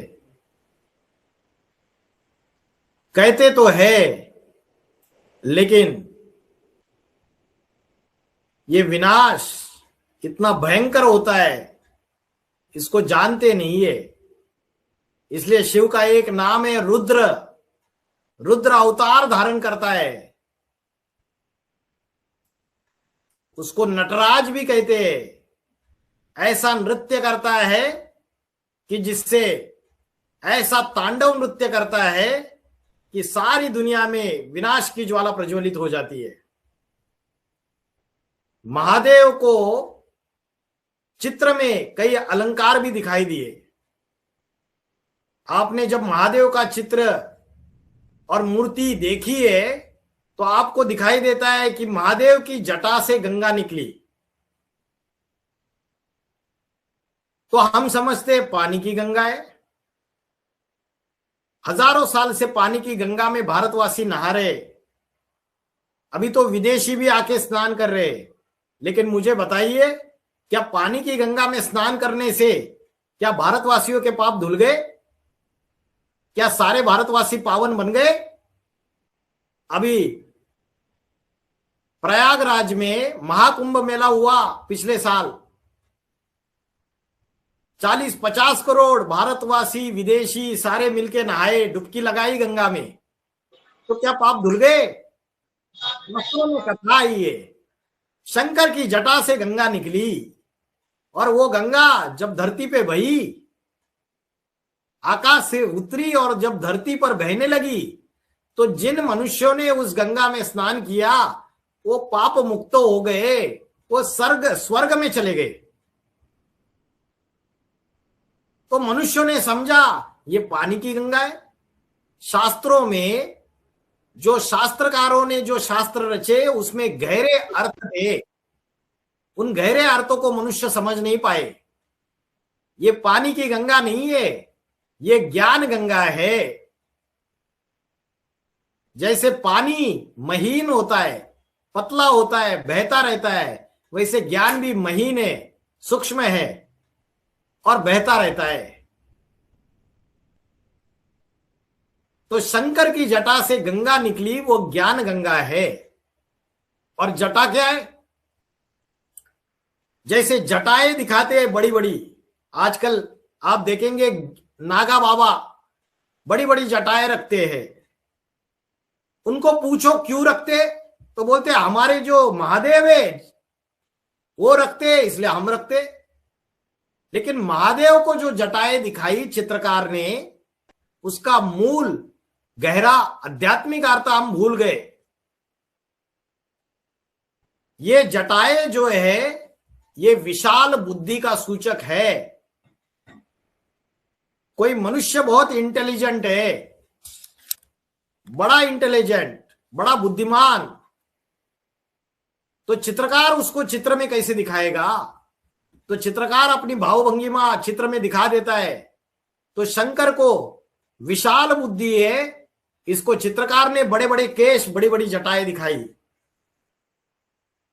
तो आज दुनिया में जितने भी बुद्धिमान मनुष्य है उनसे सबसे विशाल बुद्धि परमात्मा शिव की है। इसलिए शिव को बड़ी बड़ी जटाएं दिखाई जाती है। इस विशाल बुद्धि से जो ज्ञान निकला वो ज्ञान की गंगा है। उस ज्ञान की गंगा को जो मनुष्य अपने जीवन में धारण करते हैं, अपने व्यवहार में लाते हैं, उससे मनुष्य अपने पाप कर्मों का विनाश कर देते हैं, 5 विषय विकारों को भस्म कर देते हैं और पावन बन जाते, स्वर्ग में चले जाते। तो ये गहरे अर्थ को हम भूलते गए भारतवासी। दिखाते शंकर ने कामदेव को भस्म किया। जैसे भगवत गीता में बोला है, काम, क्रोध और लोभ ये तीनों नरक के द्वार खोलने वाले हैं। काम माना विषय वासना, सेक्सुअल डिजायर, लस्ट। तो काम जीते सो जगत जीत, भगवत गीता में बोला। तो कौन सी ऐसी देवता है जिसने विषय वासना और सेक्सुअल डिजायर के ऊपर विजय प्राप्त कर लिया? 33 कोटि देवी देवताओं में एक ही ऐसा देवता है जिसने अपनी काम वासना के ऊपर पहले पहले विजय प्राप्त कर लिया। इसलिए शास्त्रों में दिखाते शंकर ने कामदेव को भस्म किया। तो हम समझते कोई देवता है उसको भस्म कर दिया, नहीं। ये अपने अंदर की सेक्सुअल डिजायर, विषय वासना, उसको भस्म करने की, नष्ट करने की बात है। बाकी देवी देवता नहीं कर पाए, लेकिन शंकर जो अव्वल नंबर की देवता है, देव देव महादेव, वो ऐसे परम योगी है, योगी राज है, योगेश्वर है, जो आत्मा के ध्यान से अपनी इंद्रियों को ऐसे कंट्रोल कर लेते हैं, अपनी कामेंद्रियों को भी ऐसे कंट्रोल कर लेते हैं, जिससे अपनी विषय वासना को भस्म कर देते हैं। इसलिए शास्त्रों में दिखाया शंकर ने कामदेव को भस्म कर दिया। शिवलिंग दिखाते जलाधारी में रखा हुआ, उसका एक अर्थ तो हमने आपको बता दिया। क्या बताया? कि निर्गुण निराकार ज्योति स्वरूप है। लेकिन इसका और एक गहरा अर्थ है, ये शिवलिंग वो जिस साधारण शरीर में आता है, उस शरीर की, उस शरीरधारी की जो कामेंद्रिय है, उस कामेंद्रियों को वो 100% कंट्रोल करके दिखाता है।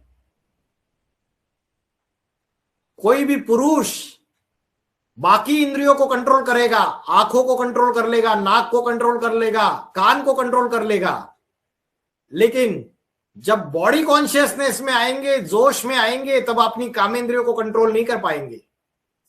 लेकिन शिव जिस मनुष्य शरीर में अवतार लेते हैं, उसकी कामेंद्रियों को 100% कंट्रोल कर लेते हैं, तो उसको पवित्रता के रूप में पूजा जाता है।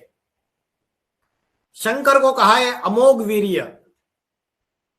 जितने भी मनुष्य उनकी वीर्य की शक्ति डिस्चार्ज होती है, स्खलन होती है, लेकिन शिव शंकर भोलेनाथ ऐसा परम पुरुष है जिसका वीर्य अमोघ है, वीर्य की शक्ति जिसकी स्खलन नहीं होती है।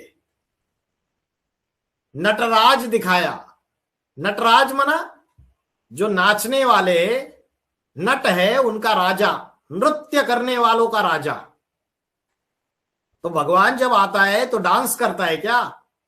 जैसे फिल्मों में दिखाते कि तांडव नृत्य कर रहे, तो इसका भी गहरा आध्यात्मिक रहस्य है।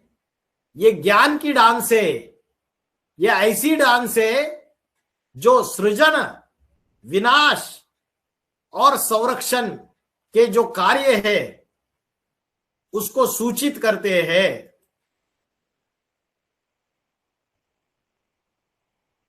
जो उसकी मुद्रा दिखाई नटराज की, उसमें नीचे पैरों के नीचे एक राक्षस को कुचला हुआ दिखाया है। वो अज्ञान का विनाश करने की बात है। और उसके तांडव नृत्य से जो विनाश की लपटे, विनाशकारी ऊर्जा निकली हुई है, वो ब्रह्मांड का अंत और नवयुग की शुरुआत, इसको सूचित करता है, इसको दर्शाता है। तो शंकर की जो नटराज के रूप में मूर्ति दिखा दी, उसमें उलझे हुए बाल दिखाए, उससे गंगा प्रवाहित हो रही है, वो ज्ञान गंगा प्रवाहित हो रही है। अनेक अनेक अलंकार दिखाए, शिव के हाथ में डमरू दिखाया, शिव का डमरू डमडम बोले, अगम निगम के भेद खोले। ये ज्ञान का डमरू है, ये अगम का और निगम का भेद खोलता है। अगम माना आना और निगम माना वापिस जाना। इस संसार में हम कब आए और कब वापिस जाते हैं। कलयुग का विनाश जब होता है तो सारी मनुष्य आत्माएं वापिस परमधाम ब्रह्मलोक जाती है, और फिर सतयुग की शुरुआत हो जाती है। तो धीरे धीरे फिर से इस धरा पर मनुष्य जन्म लेती है। तो ये जो ज्ञान है सृष्टि के आदि, मध्य और अंत का, पापी कलयुग का विनाश कब होता है, पावन सतयुग कब आता है, ये शिव आकर कलयुग के अंत में ज्ञान का डमरू बजाता है, अभी बजा रहा है। परमात्मा स्वयं आके आध्यात्मिक ज्ञान का डमरू बजाता है। आपने देखा चित्र में शंकर को निर्वस्त्र दिखाया है, नग्न दिखाया है। ब्रह्मा का चित्र देखो, वस्त्र पहनाया हुआ है। विष्णु को पीतांबर वस्त्र पहनाया हुआ है, अलंकारों से सुसज्जित दिखाया। लेकिन शंकर को नग्न क्यों दिखाया? उसका कारण क्या है? उसका गूढ़ आध्यात्मिक रहस्य क्या है? जैसे ये कुर्ता मेरे शरीर का वस्त्र है, वैसे ये जो शरीर है ये मेरे आत्मा का वस्त्र है। आत्मा एक शरीर छोड़ती है और दूसरा शरीर धारण करती है। तो शंकर जो है उसको अपनी शरीर की इंद्रियों का, इस शरीर के वस्त्र का भान नहीं है। उसको चित्रकार कैसे दिखाएगा? तो चित्रकार ने उसको निर्वस्त्र दिखाया, विदेही दिखाया। देह का भान नहीं है, शरीर का भान नहीं है, तो चित्रकार ने उसको निर्वस्त्र दिखा दिया। आज नागा बाबा नंगे रहते, उनको पूछो आप नंगे क्यों रहते, तो बोलते हमारे भगवान शिव जी नंगे रहते इसलिए हम नंगे रहते। अरे भगवान जब इस धरती पे आया, जिस शरीर में आया, वो कोई नंगा नहीं रहता है। लेकिन जिस शरीर में अवतार लेते हैं, ऐसी योग, ऐसी ध्यान की पराकाष्ठा करते हैं, ऐसी तपस्या करते हैं कि शरीर की इंद्रियों का और इस शरीर रूपी वस्त्र का ध्यान नहीं रहता है उनको। उनकी ऐसी अवस्था बन जाती है। इसलिए चित्रकार ने शरीर रूपी वस्त्र का भान नहीं है, इसलिए चित्रकार उसको निर्वस्त्र रूप में दिखाता है। तो इन आध्यात्मिक रहस्यों को हम नहीं जानते हैं। शंकर के गले में सर्प दिखाए, और सर्प विषैले होते। कहा है शास्त्रों में, चंदन विष व्यापत नहीं लिपटे रहे भुजंग। भुजंग माना सर्प, चंदन के वृक्ष में लिपटे रहते हैं। चंदन की लकड़ी सुगंध देती है, लेकिन सांप जैसे जहरीले जानवर उससे लिपटे होने के बावजूद सुगंध देती है। वैसे ही मनुष्य में 5 विषय विकारों का विष है, काम क्रोध लोभ मोह अहंकार, तो मनुष्य भी सर्प के भांति है। और ऐसे विषय विकारी मनुष्य को भगवान जब इस धरती पे अवतार लेते हैं तब वो अपने नजदीक लेता है, उससे घृणा नहीं करता है कि तू तो पापी है, तू तो पतित है, तू तो विषैला है, तू तो जहरीला है। उसको अपने नजदीक लेता है। तो शंकर को गले में सर्प दिखाई दिए, तो विकारी और विषैले स्वभाव संस्कार वाले जो मनुष्य आत्मा है उनको भी धारण कर लेता है, उनका भी विष प्राशन कर लेता है और उनके अंदर भी दैवी गुण धारण कराता है। इसका सूचक है। शंकर को जो आसन दिखाया वो शेर की खाल दिखाई, क्योंकि शेर जो है वो जंगल का राजा होता है, निडर निर्भय। तो परमात्मा जब किसी मनुष्य में अवतार लेते हैं, वो निडरता से निर्भयता से ज्ञान सुनाता है इस संसार में, ये कांटों के जंगल में। आज सत्य ज्ञान की बात कोई बोलेगा तो दुनिया में ढेर सारे मेंढक ट्रॉ ट्रॉ करने लग जाएंगे। अगर कोई ये बात बोलेगा कि भगवान सर्वव्यापी नहीं है, भगवान एक व्यापी है, गीता का भगवान कृष्ण नहीं है, गीता का भगवान शिव शंकर भोलेनाथ है, तो जितने भी मठ पंथ वाले अलग अलग गुरु गोसाई इन बातों का विरोध कर लेंगे। लेकिन भगवान जिस शरीर में अवतार लेता है वो निडर है, निर्भय है। वो सत्य को चुनौती देने के लिए, असत्य को चुनौती देने के लिए और सत्य को स्थापन करने के लिए डरता नहीं है। इसलिए उसका आसन शेर की खाल दिखाई। शंकर के माथे पे चंद्रमा दिखाते। जो चंद्रमा है वो मन का सूचक है।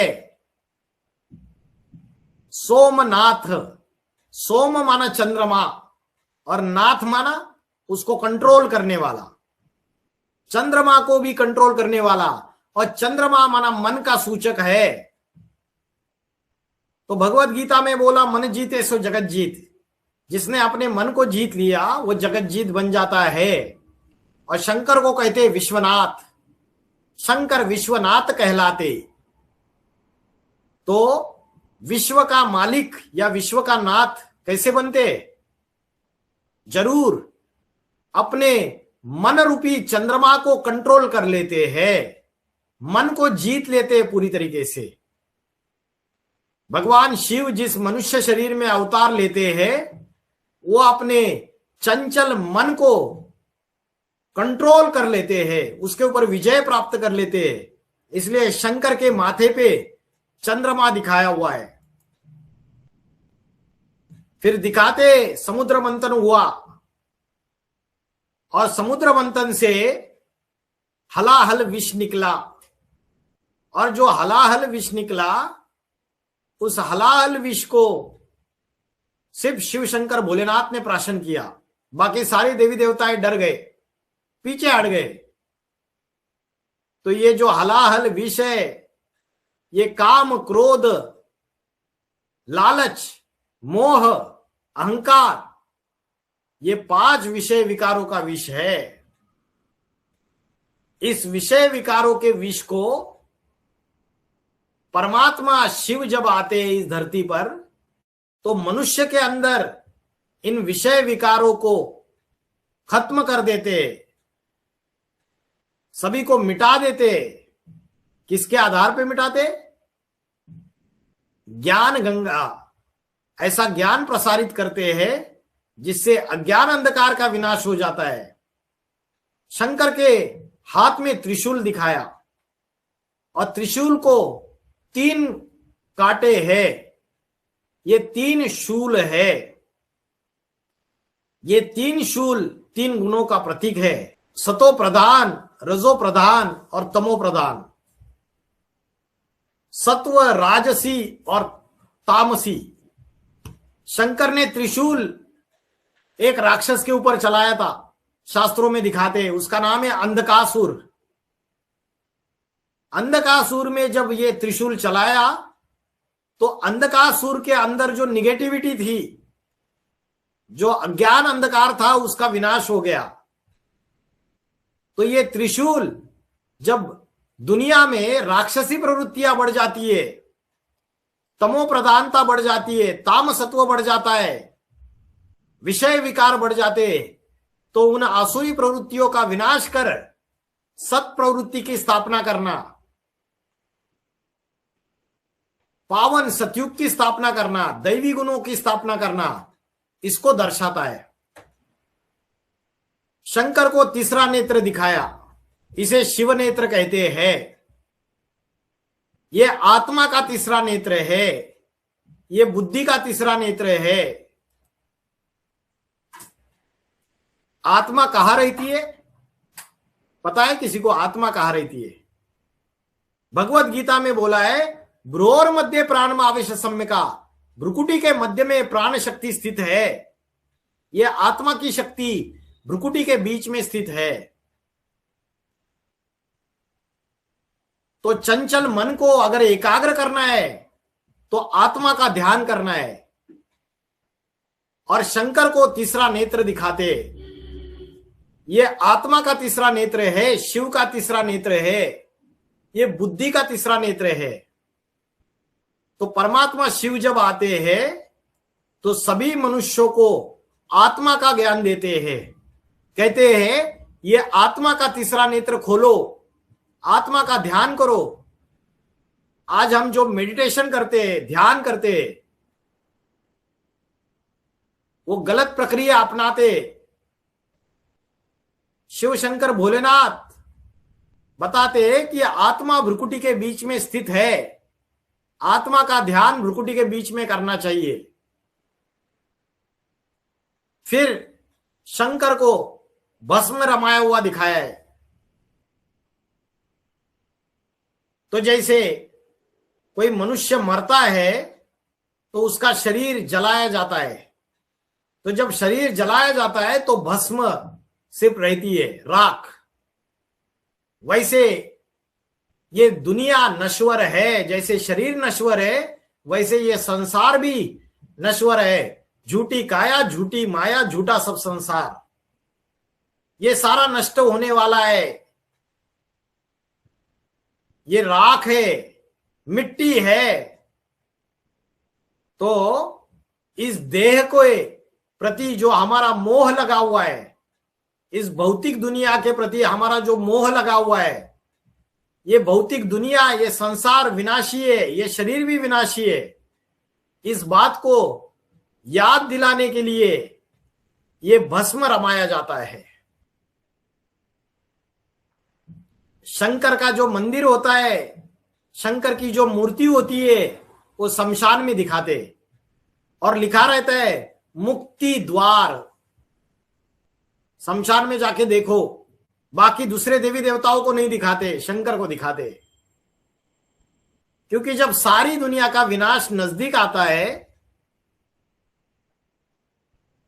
पापी कलयुग का अंत नजदीक आता है, जब सारी दुनिया में एटम बॉम्ब का विस्फोट हो जाएगा, हिंदू मुस्लिम गृहयुद्ध हो जाएंगे, महाप्रलय आ जाएगा, भूकंप ज्वालामुखी फटेंगे, तो उस समय सारी दुनिया शमशान भूमि बन जाएगी। तो ये संसार, ये शरीर, ये भौतिक दुनिया, ये विनाशी है, सारे मरे पड़े हुए, इनसे मोह नहीं लगाना है। आज हम दुखी क्यों है? क्योंकि हम मोह लगा के बैठे हुए, लगाव लगा के बैठे हुए, अटैचमेंट, आसक्ति है, इसकी वजह से दुखी है। तो शंकर के मंदिर शमशान में इसलिए दिखाते, सारी दुनिया भस्म होने वाली है, मरी पड़ी हुई है, विनाशी है, ये शरीर भी विनाशी है। इस आध्यात्मिक रहस्य को समझाने के लिए शंकर को भस्म रमाया हुआ दिखाया, शंकर के मंदिर, मूर्तियां शमशान में दिखाई, शंकर के माथे पर त्रिपुंड दिखाया। ये तीन रेखाएं ब्रह्मापुरी, विष्णुपुरी और शंकरपुरी, ब्रह्मा विष्णु शंकर, इन तीन देवताओं की तीन अवस्थाओं का वर्णन है। तो शिव शंकर भोलेनाथ को जो अलंकार दिखाए चित्रकार ने, जो चित्रकारिता की है, उसका गहरा आध्यात्मिक रहस्य है। आज महाशिवरात्रि के त्योहार पे, उपलक्ष्य पे आज हमने अनेक अलंकारों का गहरा अर्थ समझा। मैंने आपको इस वेबिनार में और एक बात बताई कि गीता का भगवान, गीता ज्ञानदाता कृष्ण नहीं है, निराकार शिव है। लेकिन ये बात कैसे सिद्ध होती है? महाभारत का द्रोण पर्व में नारायण अस्त्र मोक्ष पर्व है, उसके 202 अध्याय में श्लोक नंबर 4 से श्लोक नंबर 148 में, जहां अर्जुन युद्ध के समय किसी तेजस्वी पुरुष द्वारा सबको मारता हुआ देख रहा था कि कोई तेजस्वी पुरुष सबको मार रहा है। जब व्यास ने पूछा कि वो कौन है, और व्यास को जब पूछा वो कौन है, तो जवाब दिया व्यास ने, वो शिव रुद्र स्वरूप है। तो अर्जुन ने तो ज्ञान के बाण मारे, लेकिन उससे ज्ञान के बाण या अस्त्र शस्त्र चलाने वाला वो रुद्र शिव है, निराकारी है। इसका वर्णन महाभारत के द्रोण पर्व में, नारायण अस्त्र मोक्ष पर्व में मिलता है। फिर मैंने बताया कि भगवत गीता में लिखा है अजन्मा है भगवान, जन्म मरण के चक्र से रहित है। लेकिन कृष्ण का तो जन्म दिखाया, उसके माता पिता भी दिखाए। भगवान को भगवत गीता में बोला अविनाशी है, अविनाशी तू तद्विद्धि एन सर्वम मिदम ततम। उसका विनाश करने के लिए कोई भी समर्थ नहीं है।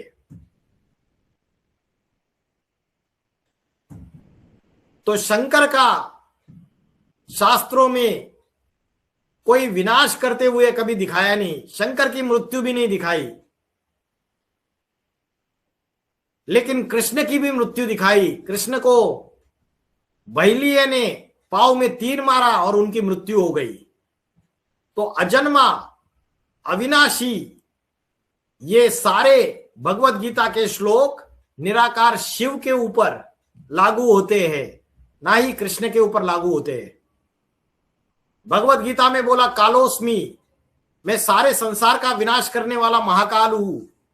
तो महाकाल शंकर का नाम है या कृष्ण का नाम है? अगर आप महाभारत पढ़ेंगे तो महाभारत में 18 पर्व है, 18 अध्याय, जैसे भगवत गीता में 18 अध्याय। तो कहीं लिखा है भगवत गीता में अर्जुन उवाच, कहीं लिखा है संजय उवाच, कहीं लिखा है धृतराष्ट्र उवाच, लेकिन कृष्ण उवाच नहीं बोला है, भगवान उवाच बोला है। तो भगवान उवाच बोला है तो इसका मतलब भगवान जो अजन्मा है, अगर्भा है, जिसके लिए बोला अविनाशी, जिसके लिए बोला त्रिकालदर्शी, तीनों कालों को जानने वाला, सर्वज्ञ, महाकाल, सारे संसार का विनाश करने वाला, वो जरूर शिव है। भगवत गीता में बोला दशरा कराला निचते मुखानी दृष्टे काला नलसन्न भामी। मतलब ये मेरी जो दाढ़े है, एटॉमिक वेपन रूपी, एटम बम रूपी जो दाढ़े है, इन दाढ़ों के बीच में ये सारा संसार चबाए जाने वाला है, इस सारे संसार का विनाश होने वाला है। तो भगवत गीता का ज्ञानदाता के रूप में कृष्ण का नाम डाल दिया। लेकिन कृष्ण के जितने चित्र है, जितनी मूर्तियां है, आप अगर देखेंगे वो बालक के रूप में दिखाई दिए, छोटा बालक दिखाया ठाकुर जी को। गोपाल, कृष्ण कन्हैया, लेकिन शिव शंकर भोलेनाथ को बड़े रूप में दिखाया है शास्त्रों में।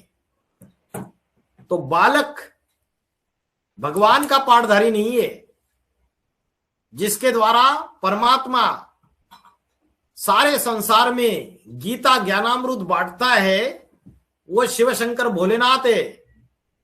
लेकिन शास्त्रों में जो मिलावट हुई, उसकी वजह से कृष्ण को गीता का भगवान समझ के बैठे। अगर आप गोपेश्वरम मंदिर में जाएंगे तो गोपेश्वरम में दिखाया है श्री कृष्ण को शिवलिंग की पूजा कर रहा है, और भगवत गीता में बोला कि मेरे सिवाय इस संसार में कोई भी श्रेष्ठ नहीं है। मत परतरम अन्यम किंचिद अस्ति धनंजया। अगर मेरे सिवाय कोई श्रेष्ठ नहीं है तो श्री कृष्ण शिवलिंग की पूजा कर रहे, मतलब श्री कृष्ण से भी कोई श्रेष्ठ है, वो है शिव। कृष्ण रचना है और शंकर रचयिता है। इसलिए बोला शास्त्रों में, शंकर विश्वनाथ कहलाते, राधा कृष्ण उन्हीं से आते। एक चित्र भी ये बहुत पॉपुलर हुआ है, बूढ़े शिव शंकर भोलेनाथ दिखाए और छोटा कृष्ण बच्चा उन्होंने अपने गोद में लिया हुआ है। इससे पिता और पुत्र का रिलेशन साबित होता है, रचयिता और रचना का। लेकिन आज भारतवासी धृतराष्ट्र के तरह अंधे हो गए। वो शिव शंकर भोलेनाथ का जो भगवान का स्वरूप है, जो गीता ज्ञानदाता है, उसको भूल चुके हैं और कृष्ण को भगवान मान चुके हैं। अर्धनारीश्वर रूप दिखाया जाता है।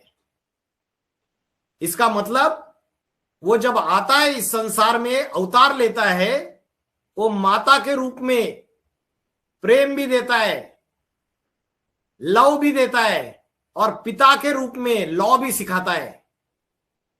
माता प्रेम देने वाली होती है और पिता कायदे कानून का स्ट्रिक्ट होता है। इसलिए त्वमेव माता च पिता त्वमेव बोलते। शिव शंकर भोलेनाथ के मंदिर में जाते और बोलते त्वमेव माता च पिता त्वमेव। तो तू माता भी है, तू पिता भी है। इसका मतलब वो ऐसा व्यक्तित्व है जिसके अंदर मातृत्व, प्रेम भावना भी समाई हुई है और लॉ भी समाया हुआ है। संसार का उद्धार करने के लिए उसको रुद्र स्वरूप, रौद्र रूप धारण करना पड़ता है।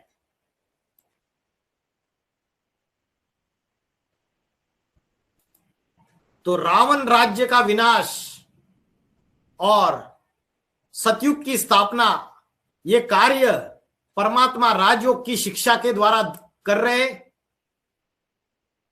यहां जो राजयोग की शिक्षा पढ़ाई जाती है, उसमें ज्ञान दिया जाता है कि ये हड्डी मांस का पुतला शरीर, ये आपका असली स्वरूप नहीं है। आपका असली स्वरूप आत्मा है।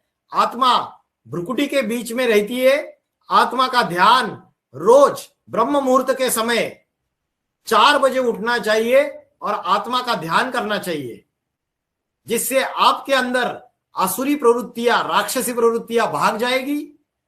आपके अंदर दैवी गुण प्रवेश करेंगे।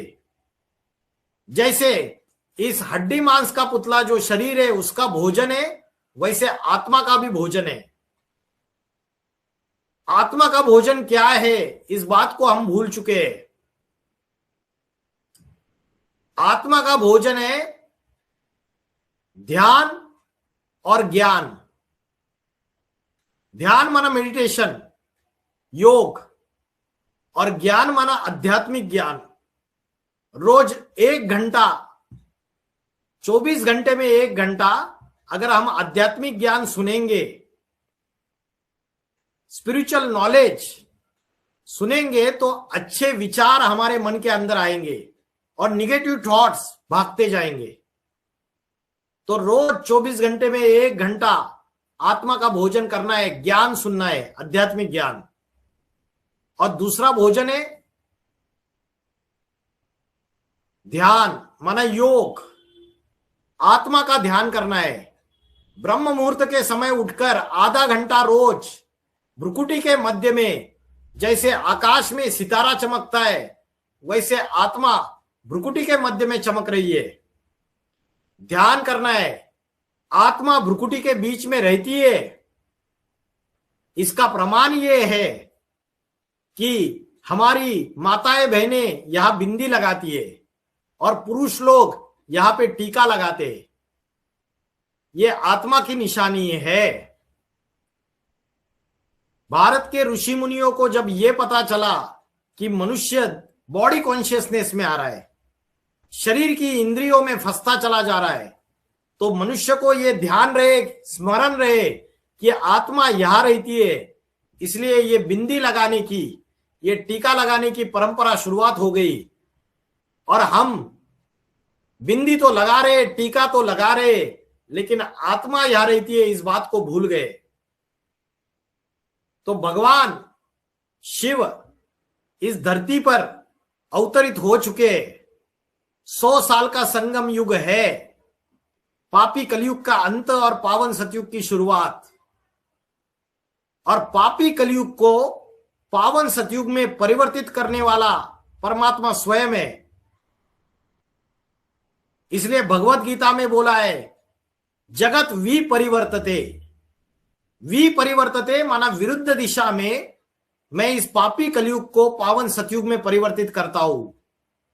सिर्फ मेरी अध्यक्षता में ये पापी दुनिया, पापी कलयुग परिवर्तित होके आदि सनातन देव हो सकता है। इसलिए परमात्मा जो गुप्त रूप में इस संसार में हो सकता है, अवतरित हो चुके हैं। परमात्मा जो गुप्त रूप में और ईश्वरीय ज्ञान, परम शिक्षक, टीचर और सदगुरु के रूप में सुना रहे, उस ज्ञान को सुनकर अपने जीवन को सुधारने का यह समय है, संगम युग का समय। समस्त संसार का विनाश सामने खड़ा है और सृष्टि का परिवर्तन का ये समय चल रहा है। सतयुग, त्रेता युग, द्वापर युग और कलयुग, और अभी जो 100 साल का संगम युग है, उसके लास्ट 10 साल बाकी है।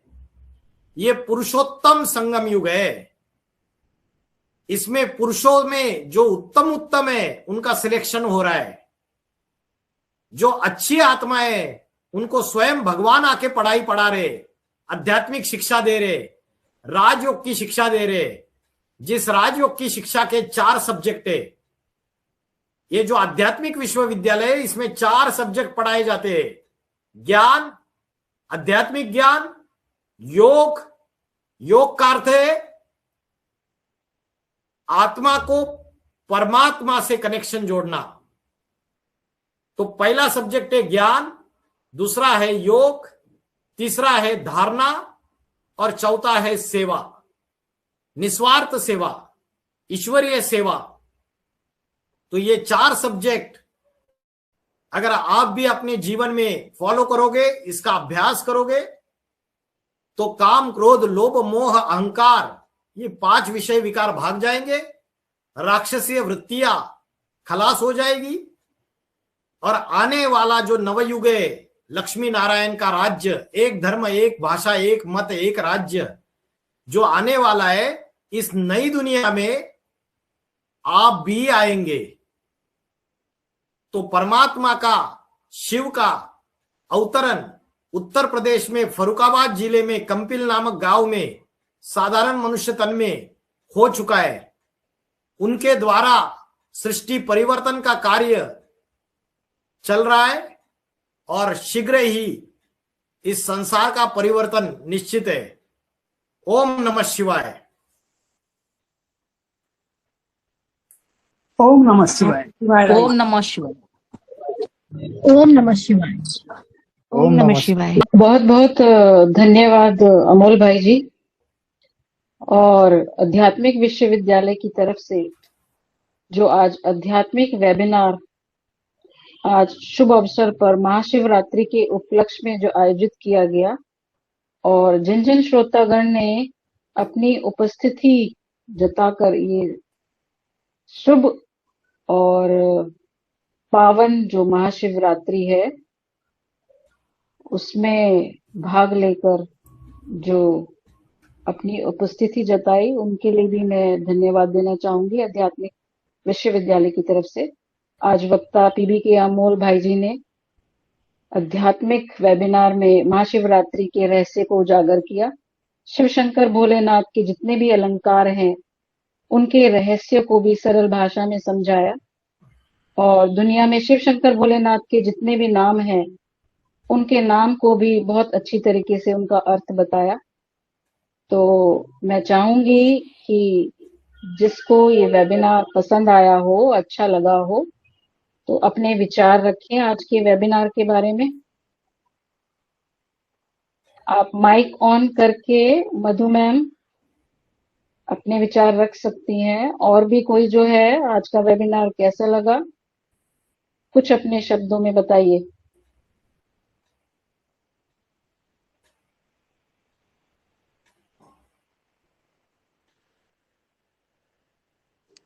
किसी को कोई प्रश्न है तो पूछ सकते हैं। यस, आई एम डॉक्टर मधु वेद। बहुत ही अच्छा सेशन था, बहुत कुछ सीखने को मिला। और जो मुझे अच्छा लगा कि जो आपने कंपैरिजन किया था बीच में, जैसे भगवान राम, भगवान कृष्ण और दूसरी तरह के भगवान, जैसे आपने जीसस का भी जिक्र किया, मुस्लिम्स का भी जिक्र किया, तो मुझे आज बड़ा गर्व महसूस हुआ कि हमें जो चीजें नहीं मालूम थी भगवान शिव के बारे में, वो आज हमें जानकारी मिली। और हमें लगता है कि हम अपने देश में रहते हैं तो अपने को सही तरह की जानकारी मिलनी चाहिए, जिससे कि हम अपने देश की प्रगति को भी आगे सहायक बन सके। मेरी तरफ से बहुत बहुत धन्यवाद। प्रश्न तो कुछ है ही नहीं, क्योंकि आपने सारे प्रश्नों को बहुत अच्छे से एक्सप्लेन किया। Thank you so much. Thank you. आप हमारा 7 दिन का कोर्स जरूर कीजिए। हमारा 7 दिन का कोर्स ऑफलाइन भी होता है, ऑनलाइन भी होता है, फ्री ऑफ कॉस्ट रहता है, जिसमें आपको राजयोग की शिक्षा के बारे में बहुत डिटेल जानकारी मिलेगी।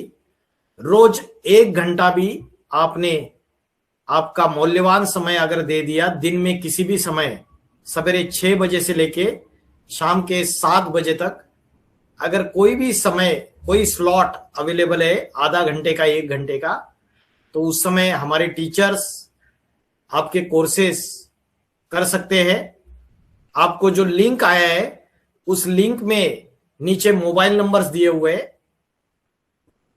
जिनकी भी 7 डेज का कोर्स करने की इच्छा है वहां वो कांटेक्ट कर सकते हैं और अपने कन्वीनियंस के अनुसार, अपने समय के अनुसार हमारे टीचर्स अवेलेबल रहते हैं।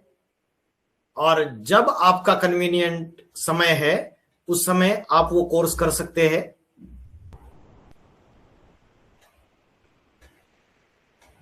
ठीक है। ओम नमः शिवाय।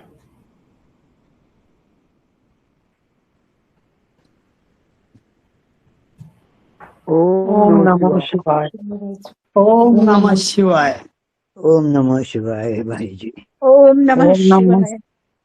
ओम नमः शिवाय भाई जी। ओम नमः शिवाय। ओम नमः शिवाय। ओम नमः शिवाय। ओम नमः शिवाय। ओम नमः। ठीक है। आप अगर आपका मोबाइल नंबर देंगे तो आपको 7 डेज कोर्स डिटेल शेयर कर सकते हैं, या तो जो आपको लिंक आया है उस लिंक पे जो 3 मोबाइल नंबर से उस पे भी आप डायल कर सकते हो, या तो आप अपना नंबर प्रोवाइड करेंगे तो आपको पूरी डिटेल्स दी जाएगी। जरूर अमर भाई, number share. Thank you. Okay. बताए गए सेवा केंद्र पर पधारे या नीचे बताए गए फोन नंबर्स पर संपर्क करें। ओम शांति।